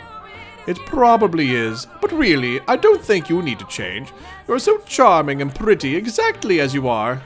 Wow, thank you. Hey, whatever happened to Jane's bunny friend? What was his name? Huh? Little Sebastian, I think. Where'd he scamper off to? Jake, what are you talking about? He would be perfect for this tea party. Like the White Rabbit and all. And I'm like the Mad Hatter for some damned reason. And you're supposed to be like the Cheshire Cat or such? Yes, Jake, that was the idea. Thank you for explaining a thing to us. Never the foggiest fucking idea who Sleeping Tavros is supposed to be. Or, for that matter, who the honking guy in the fridge represents. Honk! Oh my god, that's right, Gamzee's in the fridge. I forgot about that. Was there a man under the table who honked sometimes in Alice in Wonderland? I really don't remember. So, I guess that leaves the friendly cat troll as Alice? Davepeta, right? You must be the Alice of the group. That would make sense, since you just got here and appear to be very confused about this situation. By my estimation, that makes you a dead ringer for the Alice of this tea party. Jake, just drink your tea. It's true, maybe Gamzee's a dormouse. I don't know.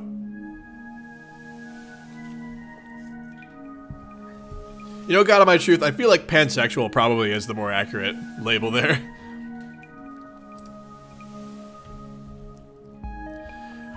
Anyway, enough of that horse shit. Back to our date. That is, if you're okay with calling it a date. Are you okay with this being a date? I mean, like, a romantic one? Yes? I mean, sure. Yay! But I still don't actually know you that well. At least, not the Rose part of you.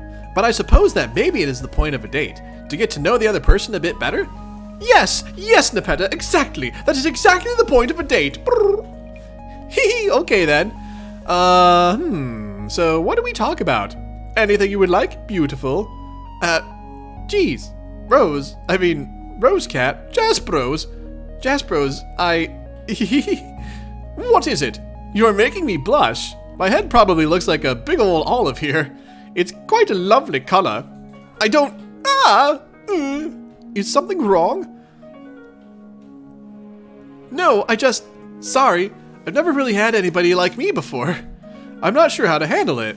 Oh my god, I just remembered, like, I think, like, several thousand pages ago, I was like, okay, I'm shipping Davepeta and Jasper Sprite. And it's actually happening now. This is my ship, you guys. This is my ship, and I'm delighted. This is absolutely great. I find it's very hard to believe. Nobody? Are you sure? Pretty sure. What a reprehensible injustice. Had your colleagues no taste? Well, okay, I guess Aridin hit on me a few times, but his advances always struck me as creepy and insincere. A pox on the name of the charlatan. I hiss on his grave. He's dead? Yes. Gosh. I mean, you could be kind of a jerk sometimes, but that is still a shame. No, it isn't. It's fine. Please, continue. Huh? You were saying about being liked? Oh, right. I am just still somewhat confused. I'm not sure why you like me. Not that I'm not flattered, but you don't really know much about me. Or do you? No, not really. I just know that you are very pretty, and from my limited interaction with you as a cat, that you are personable and kind. I don't need to know much else about you to like you. I am a cat girl of simple tastes. Okay, I guess I can't argue with that. For what it's worth, you seem very nice and pretty as well. Jake, did you hear that? She likes me too. This is almost too good to be true. I think you should both kiss. Jake, please, mind your manners. I mean, not that that isn't an excellent idea, but all things in due time. There is a process to this courtship business. Much how one doesn't just lie down for a nap. The bedding must be ritualistically kneaded and massaged before lowering oneself in a circular fashion for a prime snoozing position. Ooh, oh my goodness, what a beautiful analogy. Besides, she has only been prototyped once. I believe unprototyped or once prototyped kernels can weather brief or incidental contact, the same way you can investigate the flame of a candle without burning your nose as long as you're quick enough. But the sort of contact we are talking about here would be anything but incidental. OMG, you are making me blush again with all this kissing talk. How can you be so forward about those things? I've never met anyone who is so brazen and confident about liking somebody. How do you do it? There isn't much to it. I used to be quite guarded about my feelings as a girl, but cats do not have complicated thoughts about what should be expressed and when. What to convey about your current state of mind is everything. When to do it is now. Don't get me wrong, Jaspros, I have a great affinity for all things feline in nature, but it's never been that simple for me. I get so shy and worried about what people might think of me if I say how I feel. I'm always so scared that they won't feel the same way or just think I'm stupid or pathetic or something. Was there someone you had feelings for you couldn't talk to about? Yeah? Who? I don't know. I'm embarrassed to say. You can tell me, Davepeta. Please tell me your secret. Please tell me. Your secret will be safe, I promise. Well, okay. As long as you can really keep a secret. My muzzle is sealed. It was Carcat. But I never told him, and I'm pretty sure he never found out how I felt. Carcat, eh? I'll let you in on a little secret, too. You dodged a vigorous spritzing with a spray bottle there. He wouldn't be any good for you. Oh, no, no. Why? Too many anger issues. Always with the shouting and whatnot. He's way too volatile. But I like that about him. Oh, but that isn't even all there is to it. On our journey, he was so obsessive and controlling toward his desired mate spirit. I do not believe that is any way to treat a lady. On the contrary, Davepeta, you deserve someone who will respect and adore you. Well, yes. I always hope to find someone like that someday. I don't know. Maybe you're right. But in spite of whatever problems he might have, I always felt like I saw something in him that made me think he could be that person. Nope, sorry to be the meower of bad news. He is just not cut out for you. Besides, he is involved with someone else now in that quadrant. He has moved on, and so have you. You are now a sprite. Neither of us have the same connection to the living we once had. In quite a real sense, it is fair to say that all we have now is each other. Hey, what's up?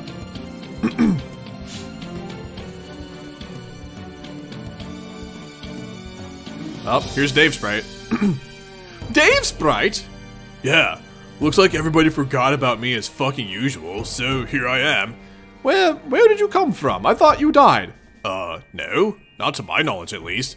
I was just chilling on John's planet when some shit happened. What shit? Don't know. There was all this wind and shit, and then the sky went blank. I looked around a while and I couldn't find anybody. Then the sky went black again.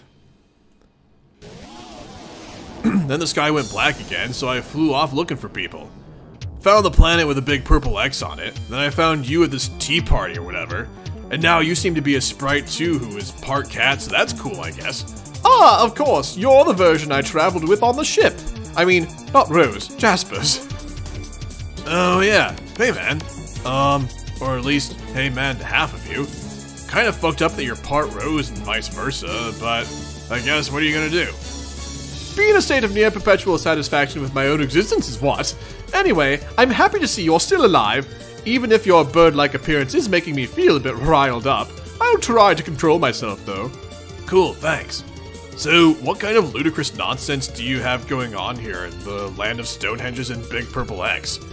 Is that Egbert-looking dude supposed to be the fucking Mad Hatter? Yeah! Okay. Oh, what's with the fridge? Please don't tell me somebody's locked in that fridge. Honk! Dave, never mind the fridge. This tea party bullshit isn't quite what it seems. I'm actually on a date, so maybe we could, catch up later? A date? That's cool. With who, the Mad Hatter guy? Good lord, no. With Davepeta. Sorry, I should have introduced you to her sooner. Davepeta, this is Dave. He's my bird brother, who is also a sprite. Hello! Oh no! Oh no, they're gonna touch and they're gonna prototype together. Oh no! Oh no! Oh no! Hey Davepeta, nice to meet you. Don't worry, I'll get out of your hair soon and let you get back to your tea date with Rose. Hi Dave, it's nice to meet you too. Damn straight, we are meeting the shit out of each other right now. Hey, put her there. Dave, no, don't! Prototype squared! Oh no! Oh my god. So, Davepeta with Dave with the bird. Holy crap. Oh my god. Wow. Wow. What the crap is this? Claw, motherfuckers! Claw, motherfuckers! Oh my god. No!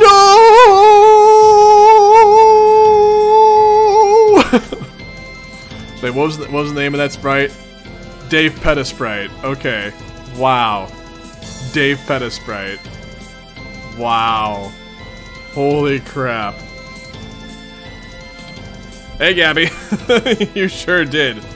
My god.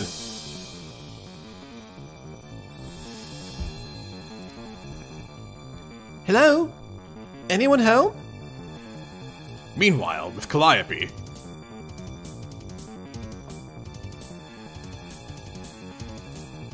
Jade? Anybody? Oh, hello, sir. I'm looking for a man they call the Mayor. Is that you? Well, we had Davepeta back, and now Davepeta is like in some perverted form, so we have to re-sacrifice the Mayor to bring back Davepeta into her pure form. Oh, silly me. Of course you are. It says so right on your handsome sash. How nice it is to meet you. I was told this is where Jade is sleeping. Do you know where she is?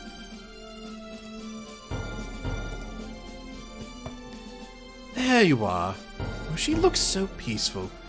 How odd it is to think she is still in the same dream bubble with my other self's ghost. What could they be talking about? The curiosity is maddening. Do we get to find out? Oh, she wrote a thing. Please hurry back, Jade. Your friends all miss you here. Meanwhile.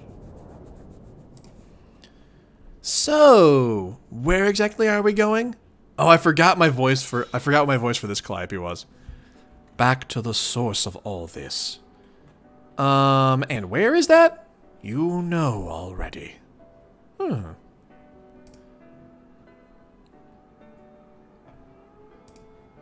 Well, wherever it is, I'm kind of wondering if maybe I should be waking up soon? I feel like my friends are probably going to need me. You can't wake up just yet. Why? It's not time. Not where your physical form is, at least. Where my physical form is? Then what about here? What about here? Sorry. This time stuff is really confusing. You're a space player. Yeah, I mean, if it's not the right time to wake up where I'm sleeping, how long do I have to wait here in order to wake up? The correlation between the passage of time in the furthest ring and any given physical location is tenuous. The measurement of time here is inseparable from the physical passage through its knotted space. Those two aspects are closely woven together here, to such an extent that they are barely separable. All aspects are. Really? All of them? Yes. I understand how this place has time and space, of course, even if they work together weirdly, but I don't see any of the others. One doesn't see abstractions, not directly. Oh. Each opposing pair is in balance throughout this field, so as to form a stable canvas. Though the canvas becomes less stable with each crack in the field, ordinarily one would never directly observe its constituent forces. The canvas would seem smooth from afar, but up close, as it were, the tapestry is circuitously woven. The aspects, while remaining in balance, interfere with each other. They interlock and intertwine. So neither space nor time functions linearly, nor are they conventionally measurable. Wow, I am not sure I totally understand, but that is pretty interesting. You are predisposed to find the nuances of space intriguing. And since its opposing aspect is more related than you perhaps have realized, the challenges of understanding it are more compelling to you than you realize as well. Yeah, I guess so. Physics are all about space and time and such, which are fun to think about. I like all that stuff. Yes.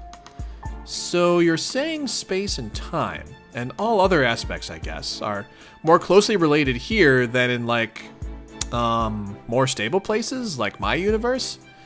They are less distinct from each other here, yes. You said passage of time is inseparable from traveling through space? Yes. So, if we were holding still, time wouldn't be moving either? That is correct, in a way.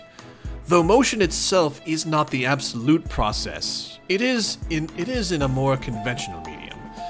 The measurement of motion requires stable features for comparison, of which there are very few in the furthest ring, typically. The more cracks that appear, ironically, the more the ring begins to stabilize, at least in a spatial and temporal sense. I see.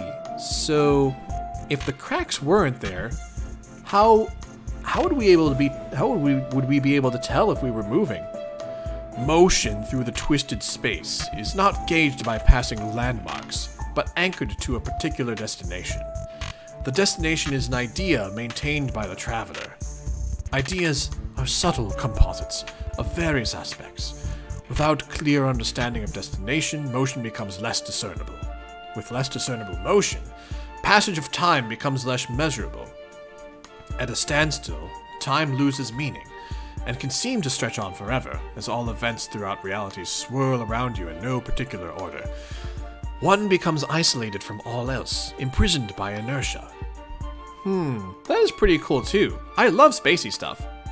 Yes, you talk about it in a neat way. It kinda seems like you're trying to educate me on this, like a teacher or something. Of course that is what I'm doing. Oh, heh. Ooh, looks like the head to the green sun?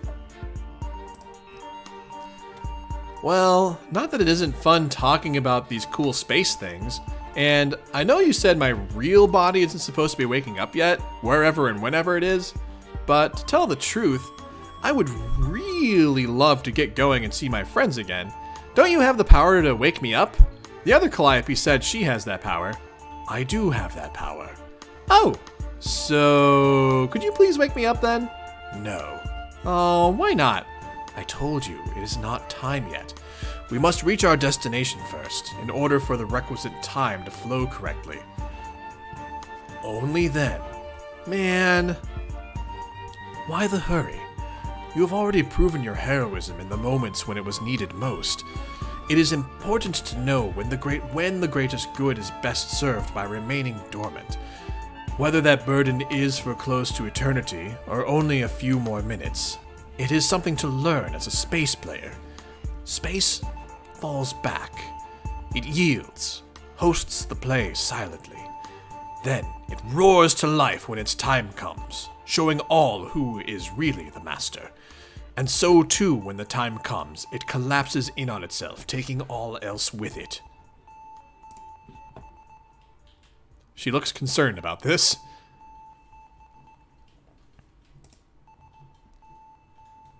Ooh, she can see space in her hands.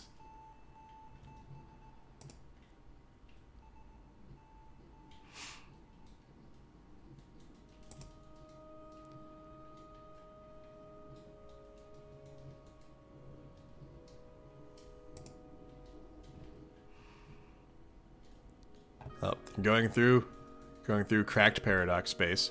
Meanwhile, Damn! Rose, I'm a fucking troll now! And part beautiful bird. And also a human boy? I don't even... Shit! Rose, my claws! Look at these fucking claws! OMG! Rose, look! I see your claws, Dave. They're neat. Holy shit, I am a goddamn debacle of a thing, aren't I? It is kind of great. I sort of love this. That's wonderful, Dave and Davepeta. I'm very happy for you both. Sigh. What's wrong, Rose? Jaspros, I mean. Nothing. Sidles up to Jaspros in a coy and hella feline manner, sounding tickled as fuck through my little three-shaped snout deal. Arches back huge up and being all like bumping into Rose with my tail curved back and shit like cats do, I'm pretty sure. Fuck yeah, they do. OMG, they do the tall back thing all the time when they're happy, and I'm doing that right now. Hee hee.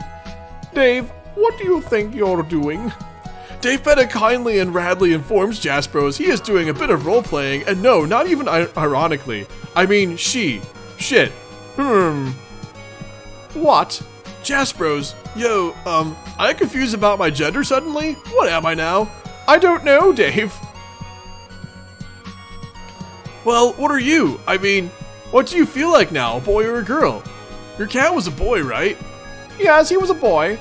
So what does that make you now? I don't know. I hadn't thought much about it. I think I'm probably still a girl. Cats don't have particularly deep feelings about gender or form strong identities around the idea. Okay, that's cool. But both Dave and Davepeta did have strong identities as a boy and a girl, so I don't know where that leaves me. Does it even matter? I have no idea. I just started being Davepeta like 3 seconds ago. I'm not sure what matters to me yet. I think I do like being me though. It's a really weird feeling. I mean, not weird, just like jarring in contrast with how both me spent so long feeling like, I think I know what you mean. You do? Yes, I was really having the time of my lives after I became Jaspros. Well, for a while there at least. For a while? What's wrong now? Oh, nothing. Come on, tell me. It's hard to put into meows what I'm feeling suddenly. I think it might be loneliness? Loneliness? Loneliness? Why? I'm here to keep you company, and Mad Hatter Dude is still over there, doing whatever the fuck it is he's doing. You still have lots of friends. I know, but since your transformation, some feelings I thought I had put behind me at the moment of my transformation quickly returned. They were dug up from their shallow graves and left on my doorstep by... You know what? I'm not even in the mood to finish that incredibly apt analogy. You will have to connect the dots yourself. What feelings returned? As a cat, I never had any other girl cats around to be friendly with. That was a very simple emotion with which I could probably cope if it was all that was in play. The rose half is more complicated. I have memories from a lot of roses. Is this true for you as well? I mean, memories from many Daves and Davepetas? Yeah, it sure is a clusterfuck of sad dead Daves and sad dead Davepetas in my head. It feels alright though. I feel like I'm a lot more detached from those experiences than I'd ever felt before, but also, there's a distinct feeling of having one Dave and one Davepeta stand out from the crowd of memories. The versions of Dave Sprite and Davepeta I existed as right up until we both shook hands, they still kind of feel like the main ones, you know? Yes, exactly. The Rose I was prior to this had just lost everything before she was killed. Her friends, and also her mate Sprit. When I came back as a Sprite, not as Jaspros yet, mind you, I was relieved to see everybody again, but it was also a melancholy return. I knew that she couldn't be with me anymore because I was no longer real Rose, but when I became Jaspros, everything changed again. I was a whole new being. Before me stretched a horizon full of small, distant, yet and slightly jostling curiosities to investigate, because you never know when something like that might turn out to be a mouse. There were so many new possibilities. Many new possibilities. Dude, I must say I'm so stoked for the cat things you're saying. Shush, Dave. And yes, I concur about the cat things. Anyway, one of the new things that opened up to me was the idea that I didn't have to be alone anymore, that I was reborn, more thrilled to be alive than I can ever remember being in any incarnation. And that there was someone perfect waiting, for me to bring her back. Another estranged soul like me. And now, I guess it's all ruined. What's ruined? Never mind, Dave. Come on, tell me. Forget it. Rose? Jaspros? Damn it. You can't possibly just leave the story there. Possibly. Fuck. Still getting the hang of mastering my cute as hell urge to do cat puns literally whenever it could conceivably occur to me. Literally, LMAO, that's a good one. Jaspros. Jaspy Cat. Shit, that's a bad nickname, sorry. Jaspros. Jaspros Sprite Squared. I mean, you were talking about Davepeta, weren't you? I mean me, or part of me. Tell me. Tell me. Oh my goodness. Yes, we're on 78.95 right now. Dave, she was going to be my wife. Sigh. I was? She was? Yes, Dave, I'm quite sure of it. Well, first of all, maybe you should stop calling me Dave. My name is Davepeta now. Oh, yes, you're right. I'm sorry, Davepeta. No offense, but the Dave part of you is sort of the fly in the ointment here. So when I look at you, that tends to be who I see. Yeah, that's cool. Since he became a bird, that part of me got pretty used to being, Since he became a bird, that part of me got pretty used to being a most unwelcome Dave in practically all situations, let alone when he rudely crashes a tea date through accidental body sharing shenanigans. But now I'm like this whole new neat kind of sprite with legs again, and claws and shit. And I'd prefer that my new identity be respected, please. Yeah, I'm very sorry, I was just sad is all. Aw, I understand. You could even say, I know that feel. Lolling my ass off. I love that there's this whole side of me that is all freshly tickled by even the most basic applications of irony. For instance, that was some weak sauce. That was some weak sauce milk, but here I am lapping it up. It pleases me to hear you have rediscovered the joys of entry-level irony, Davepeta. But yeah, sorry for blowing our date. Even if she wasn't sure what to make of the date, she was really flattered that you liked her though, but I don't know if it would have led to marriage. I think y'all may have been pouncing the gun on that. I don't think so. I had it all figured out. She never got a chance to see any of my moves though, so I guess we'll never know. I don't know, getting married isn't even a thing for trolls. It was just a figure of speech. It's a cute thing for cats. It isn't a thing for cats either, remember? Okay, but even so, I still don't think you can force something like that. We would have needed to spend more time together and stuff to find out. Yes, we would have spent that time together, and it would have turned out to be magical, trust me. God damn, Rose, getting some kitty cat mixed up in you made you so much hella smugger than usual. I kinda dig it. It suits you. Does it? I mean, you were always full of yourself, but now you're owning it so completely. Feels a lot more honest, to be honest. That is... wow. Actually, such a nice compliment. Thank you, Davepeta. You know, the fridge is like all fucking set up and whatnot. The tea is there. Jake is still setting the mood with his space cadet antics on a nearby hill. We could just like, keep doing our date. What? I mean, platonically, of course. Course like a cat tongue. Actually, you know what? Never mind. That fucking sucked. But yeah, what's the big deal? Let's keep tea partying and chatting about our unique sprite issues and stuff. Maybe even do a smidgen of choice RPing if it strikes our fancy. I think I could turn that out to be pretty cute and dope. Maybe. You know, I gotta say, the Davepeta part of me is like, genuinely mystified about what the issue even is. What issue? Us dating. Like, as in a normal romantic tea drinking date. Oh, yeah, it makes sense that she wouldn't understand. I mean, the Dave part of me is obviously all like, no, stop when I think about it, but that little fussy brain tantrum isn't making me feel weird or uncomfortable, it's just sort of cracking me up. That's a good way of putting it. My inner mono-dialogues have been very amusing to me too.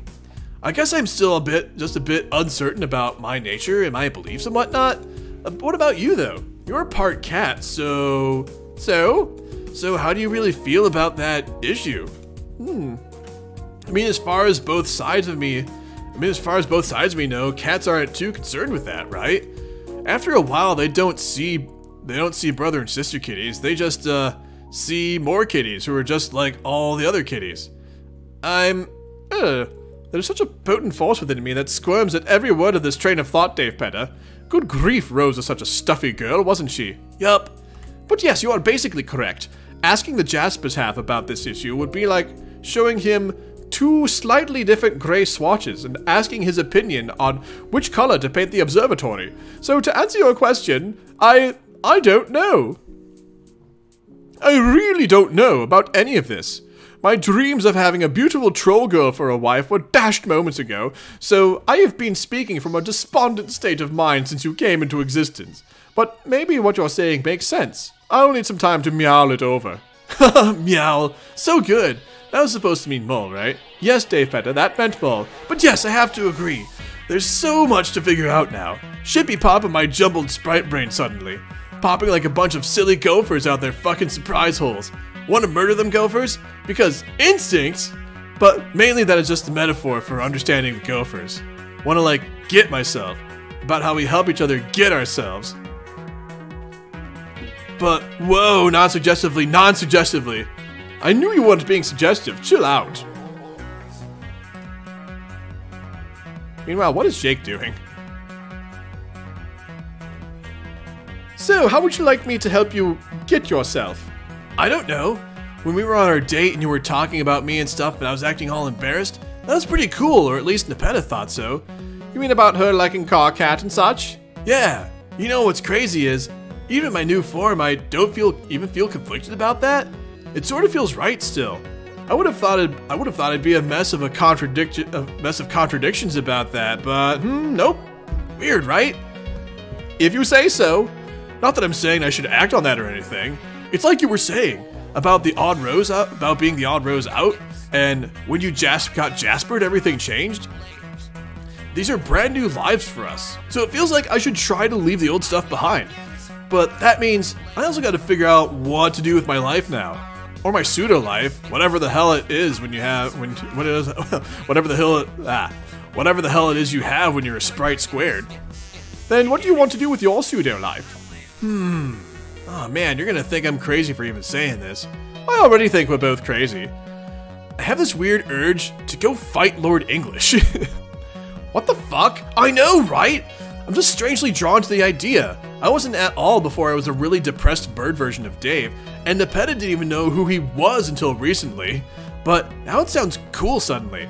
I feel like the exact blend of people I am is a being that he should in some way be vulnerable to. I can't even explain why I feel that way. Well, you have to follow your heart, I suppose. Davepeta stealthily stalks their heart as it minds its own business beating at the bank of a nearby stream. They crouch into one of those quintessential cat poses, like with their butt in the air. Davepeta starts wiggling their ass furiously. Gets mildly distracted by wiggling of own ass. Becomes more intrigued by movement of ass than beating of heart. Is this what we're doing now? Nah, I'm just messing. Okay, I think if we are going to make a habit of role-playing, I would like to script out some scenarios in advance. I'm concerned that too much improvisation could end up muddying the narrative. LMAO, okay, you go right ahead and do that.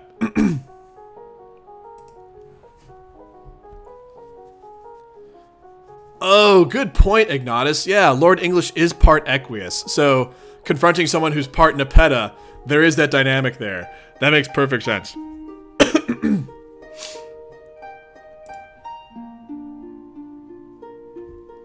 So what do you want to do now? You're not going off to fight English right away, are you? No, I don't think so. There's no hurry.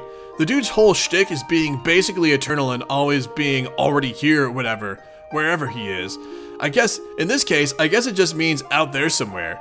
I think there are a few things I want to take care of here before I sink my claws into that grade-A slab of beef prey. Like what? Oh, wait. Is she gonna, like... I mean, not she. Are they gonna, like, open up the fridge and, like, slay Gamzee as, like, revenge?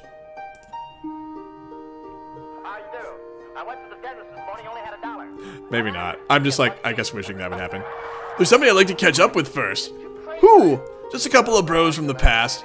I think they would want to see me before I go. Or at least, be made aware that I exist at all as a badass double sprite. Alright, please give these bros my best then. I will. We're on page 7901, Cole Rains. So we're under 300 pages away from the end. Let's see, it is after noon. I know there's a flash coming up, so I think I'm gonna try and get to that in a few pages here. Oh, off they go.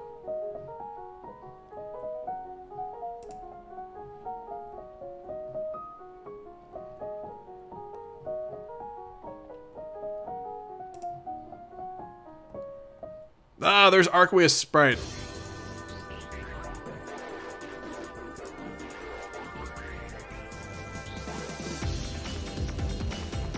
Arqueous Sprite doing some building.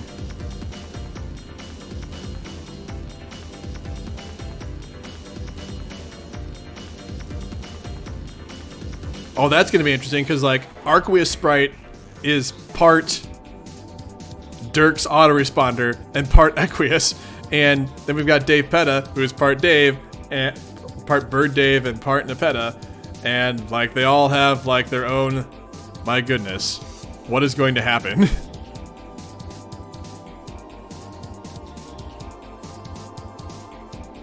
Get my phone ready? Everyone get your phones ready? Why is everyone getting their phones ready? Take out my phone? I've got my phone right here. Why am I taking out my phone?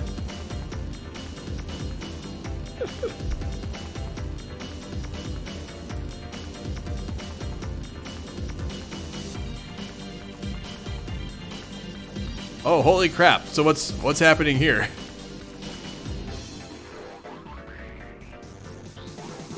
This looks pretty.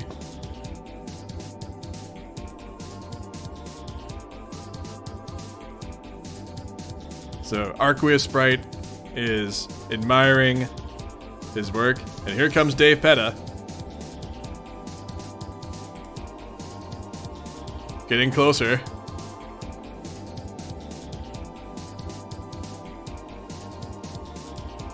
And closer. Oh my goodness. Oh my goodness.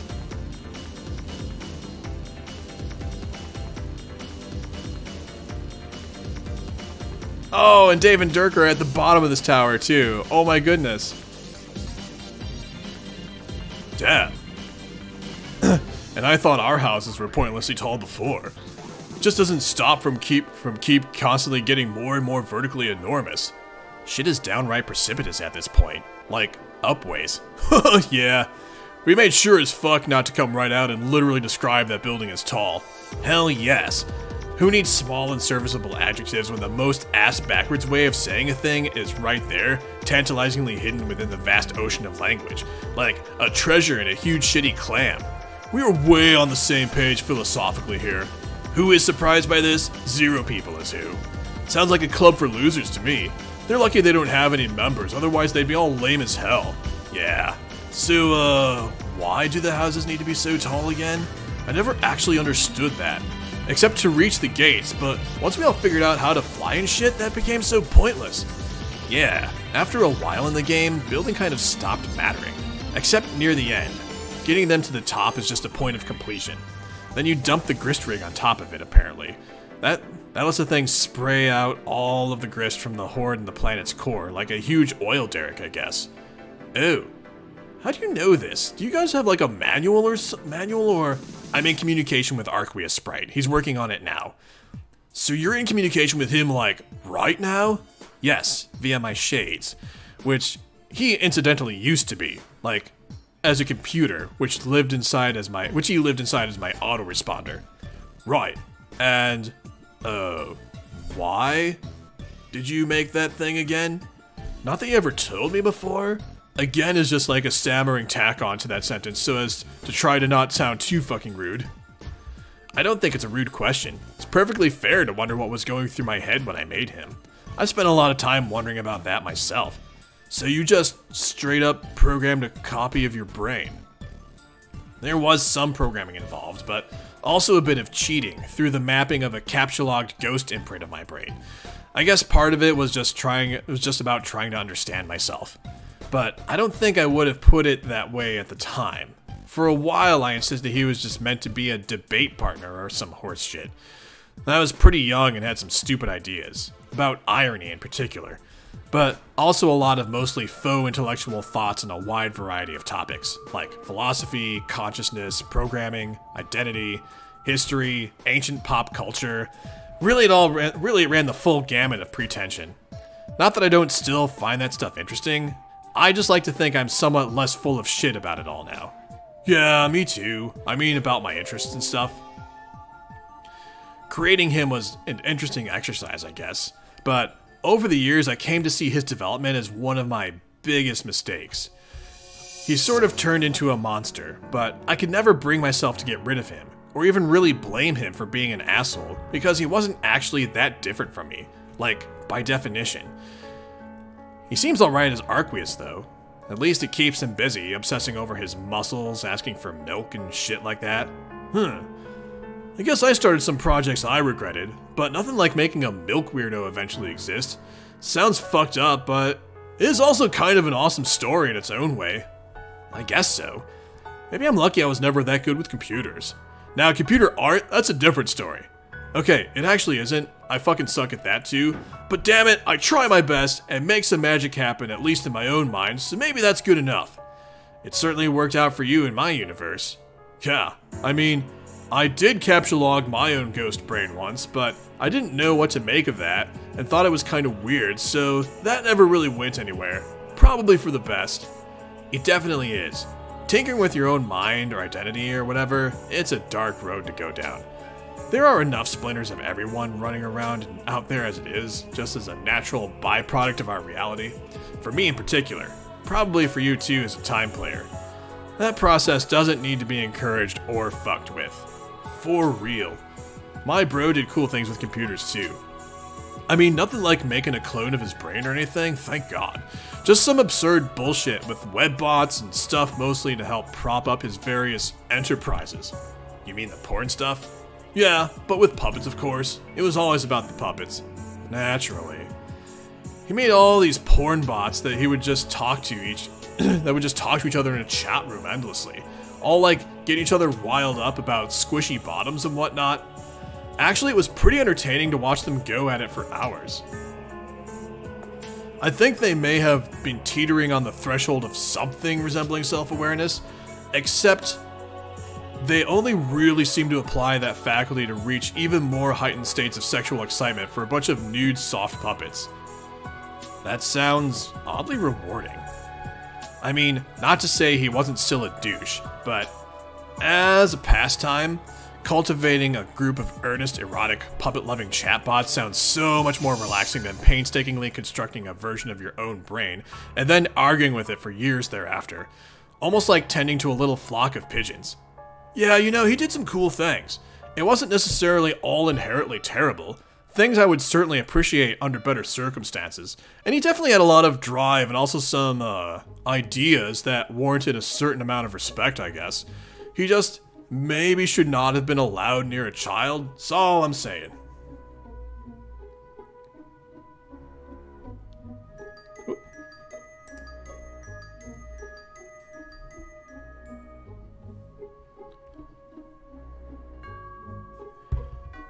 Alright. Sounds about right. We really don't have to talk about him anymore if this is going to stir up more bad shit for you. Nah, I'm alright. I think all that is mostly out of my system. I mean, not forever because I don't think that's how things work. I just mean my venting fit is over and I'm probably good for another 16 years or so, and I can return to being mostly deadpan and rad. Okay, well, in 16 years, if you need someone to vent to you again, let me know. Sure. Assuming we haven't all been killed by like 10 jacks before that, I will. You certainly seem to be the right guy for that. For what? I mean, like the most suitable recipient of my hysterical fits on that particular subject. There's no way I would ever tell Carcat all that. I mean, maybe some stuff, but not all the stuff. It's just too heavy. I certainly wasn't going to mention this stuff to Rose or John or Jade or whoever else. If I was ever gonna do one of my patented acrobatic pirouettes off that particular handle to anyone, it really only could have been at him. Except he was dead, and even if he wasn't, I did say all that shit.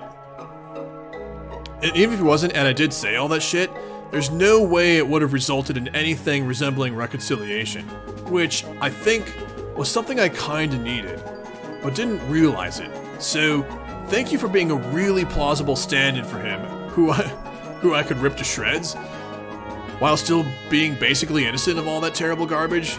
So you end up sort of being like an avatar for him that is much easier to forgive. I mean, maybe forgive isn't the right word because I'm not sure he deserves that, and anyway, it doesn't matter because he's been dead for years, and at this point it's just an irrelevant deceased weirdo who doesn't matter anymore. I guess I mean coming around to a place where I don't have to feel rotten all the time anymore. And I guess I'm lucky I got to blunder into a reality that just happened to have the exact right version of a dude which made that possible for me. Sorry, this fucking ramble is getting away from me. I have no idea if I'm making sense anymore. I think I get it. And sure, you're welcome for me existing.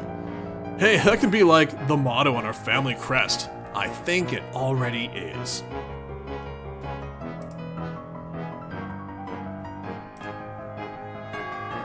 All that melodramatic sad babble aside, I think it's perfectly cool if you're still curious about your adult self. And I don't mind telling you more stuff about him if you want. I know I'm still wondering about what my adult self got up to. Yeah, well, like I said, anytime you want to know more, feel free to ask. Okay, how about we do this thing? When I met Roxy, we did a thing. A thing? Yeah, it's called the lightning round. That does sound like a Roxy thing. Does it by any chance involve asking a rapid-fire series of questions, some of which end up being a bit too personal or invasive? Well, yeah, when she does it. We could be chill, though. When it comes to asking about each other's secret crushes and shit, then I guess I will disclaim in advance that I don't have any, and I don't care about yours even if you do. It is settled then, on the fact that we are a couple of cool dudes who know where to draw the line on certain topics. Cool. So, how do we start? Whose lightning round is this, mine or yours? It can be yours. Go ahead, shoot. Okay. How did he, come to adopt you? I was a baby and I came down to Earth on a meteor while riding a pony with a pink heart on its ass. He found me in a crater on top of a dead pony and gave me a little baby pair of shades that look exactly like the ones you're wearing now. I see. So you decided to ditch those shades for the aviator glasses? Yeah. Years ago, John got me these for my B-Day. It might have been like an ironic dare to wear them. I don't remember. But when I got them, I was like, hell yeah, I'm wearing these. Gonna rock these fuckers till the end of time. They were Ben Stiller's. Like, literally. They actually touched his weird sort of gaunt face in one of his films. Wait, the Stiller? Yeah, incredible. Also, such a shame what happened to that poor man. Wait, what happened to him? I can tell you when it's your lightning round. Or mine, whatever. I'm still not sure whose lightning round it is when you're the one asking questions. Don't know, that's Roxy. Okay, anyway, didn't mean to interrupt. But yeah, we would send each other stuff sometimes, me and John. Well, we all would. Usually absurd birthday packages and such. We did that too. Except I had to send things through time. Always had to figure out stuff small enough to send through the sendificator, even if it was piece by piece. Nice. One time it turned out we accidentally sent presents through time. I mean, not literally, more in a roundabout way. We all sent John a rabbit. But all 3 rabbits just turned out to be the same damn rabbit because of stupid time shit. Once I deliberately and quite literally sent a rabbit through time. It was a oh, sorry, that's Dirk now. Once I deliberately and quite literally sent a rabbit through time. It was a robot. Wow. He was a loyal friend to Jane. I don't know what happened to him, though. Yeah, I don't know what happened to John's rabbits either. Rabbits, am I right? I hear you, man. What next? You say he owned Cal as well? Yup. Did he come down to Earth on a meteor with Cal too? I think so. That was a long time ago. Kinda weird to imagine him strutting around with that puppet as a kid in the 80s. Or maybe just kind of funny, actually. He sure held on to it for a long time. Must have gotten attached at a really early age and just never let go. I guess you fell to Earth with one of those things too? Yeah. But if I came to Earth on a meteor the same way you all did, then I guess I just got dunked right in the fucking ocean. Which makes sense. One of my earliest memories is using Cal as a flotation device. So he sort of saved my life in a way. I guess I bonded with him too the way your bro did, even if that sounds a bit stupid. Then again, it didn't help matters that I lived alone in the middle of the ocean. He was my only real life friend. I mean, until I built some new ones. Wait, we fucked up. I asked you a question, it's not my turn. Keep firing. Okay. How did your bro die? He died fighting one of those jacks. At this point, I almost forget which one. No, wait, okay, yeah, it was the omnipotent dog one. The Jack from our session. He was like fighting a lesser form of him, and then Jack got extra prototyped by dog powers, and then got outmatched and stabbed with his own sword. Pretty sure Dave Sprite was fighting with him and almost died too, but then it turned out he didn't. But now I'm at least 99% sure that Dave Sprite is definitely dead and won't suddenly reappear as a stupid surprise or anything. I hate stupid surprises. Word. So you said he trained you. I'm guessing that means he knew what was coming, or some things about your future at least? Seems that way. Not sure what he knew or how he knew it. All our guardians seemed to know bits and pieces of stuff and did vague, mysterious things to prepare.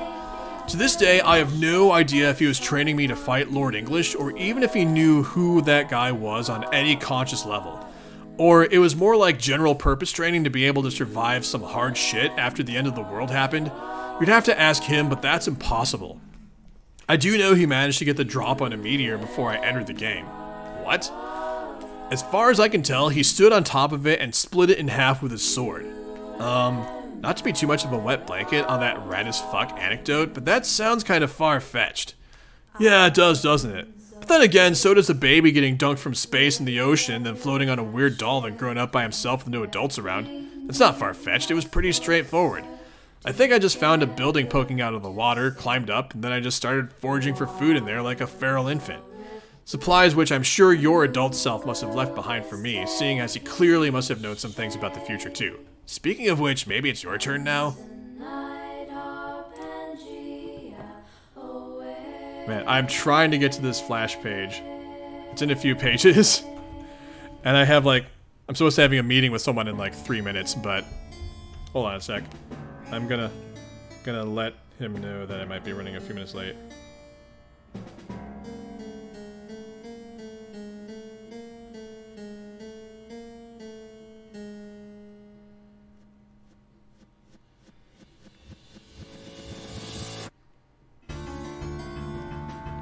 All right.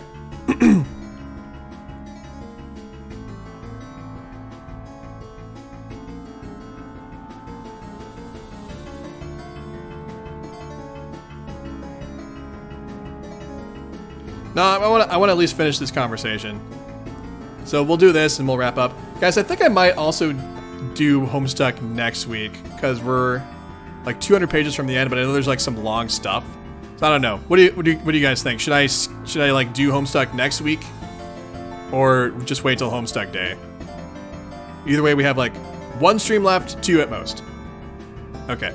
Yeah, okay. Questions about me. Let's see. Okay, first, the fuck of all, what happened to Ben Stiller? He was deemed a heretic and was crucified on the Washington Monument by some clowns.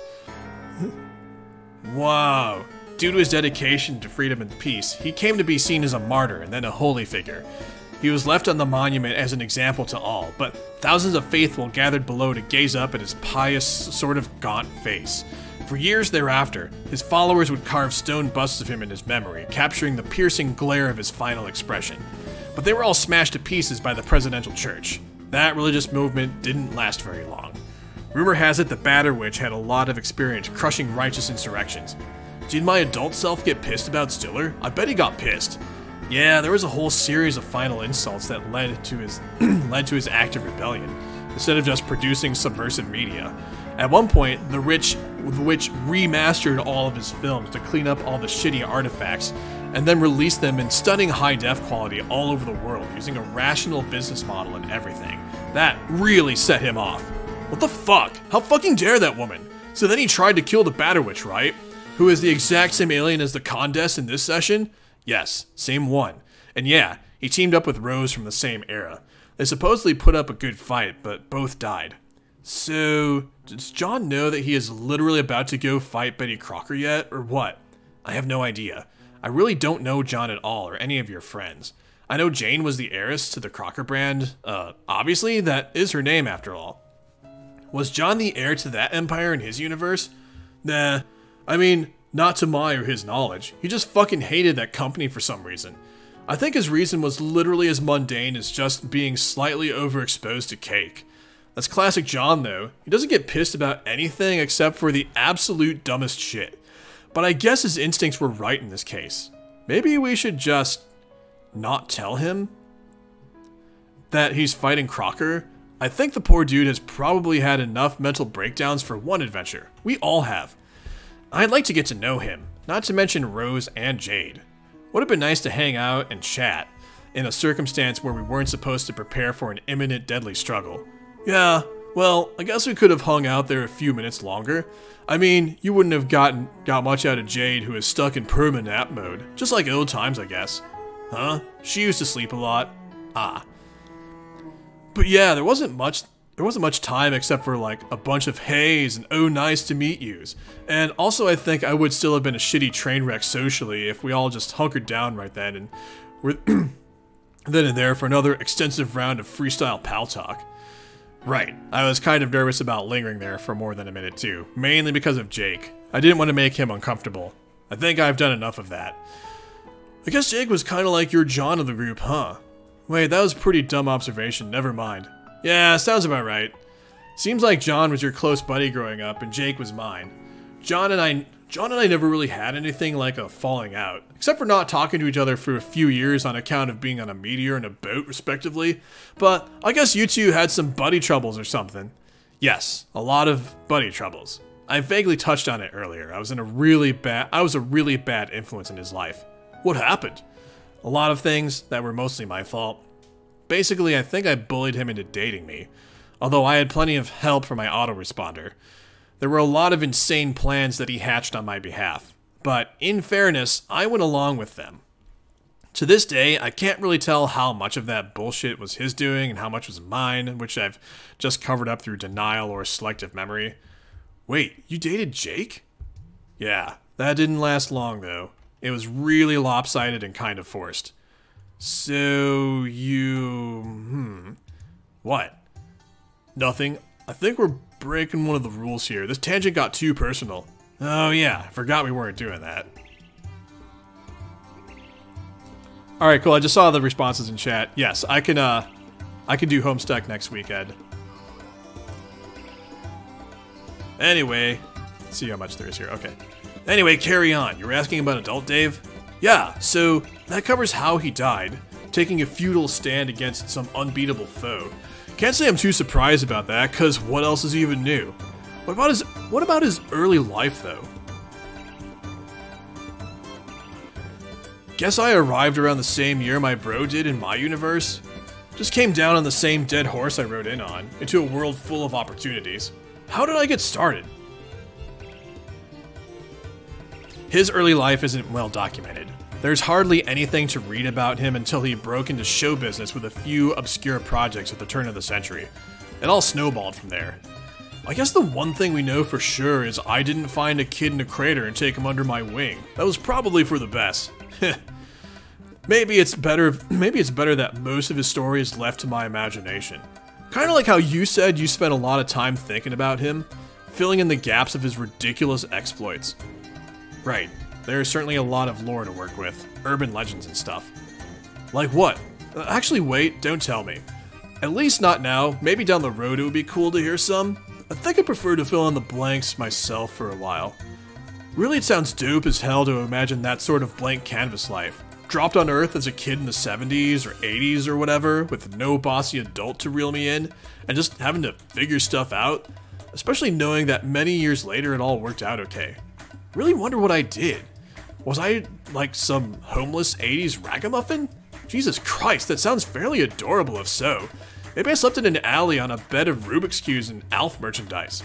Or maybe I offered my old school rap services for food. Like through a shitty cardboard booth? You know, like the one from the fucking Charlie Brown comics. This is what the reference, FYI.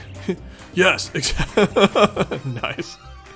Yes, exactly. That sounds like exactly the life for me. What if without a penny to my name and the wind at my back, I hopped a boxcar to the Big Apple because as a dumb child, I naively believed that's where they made all the apple juice.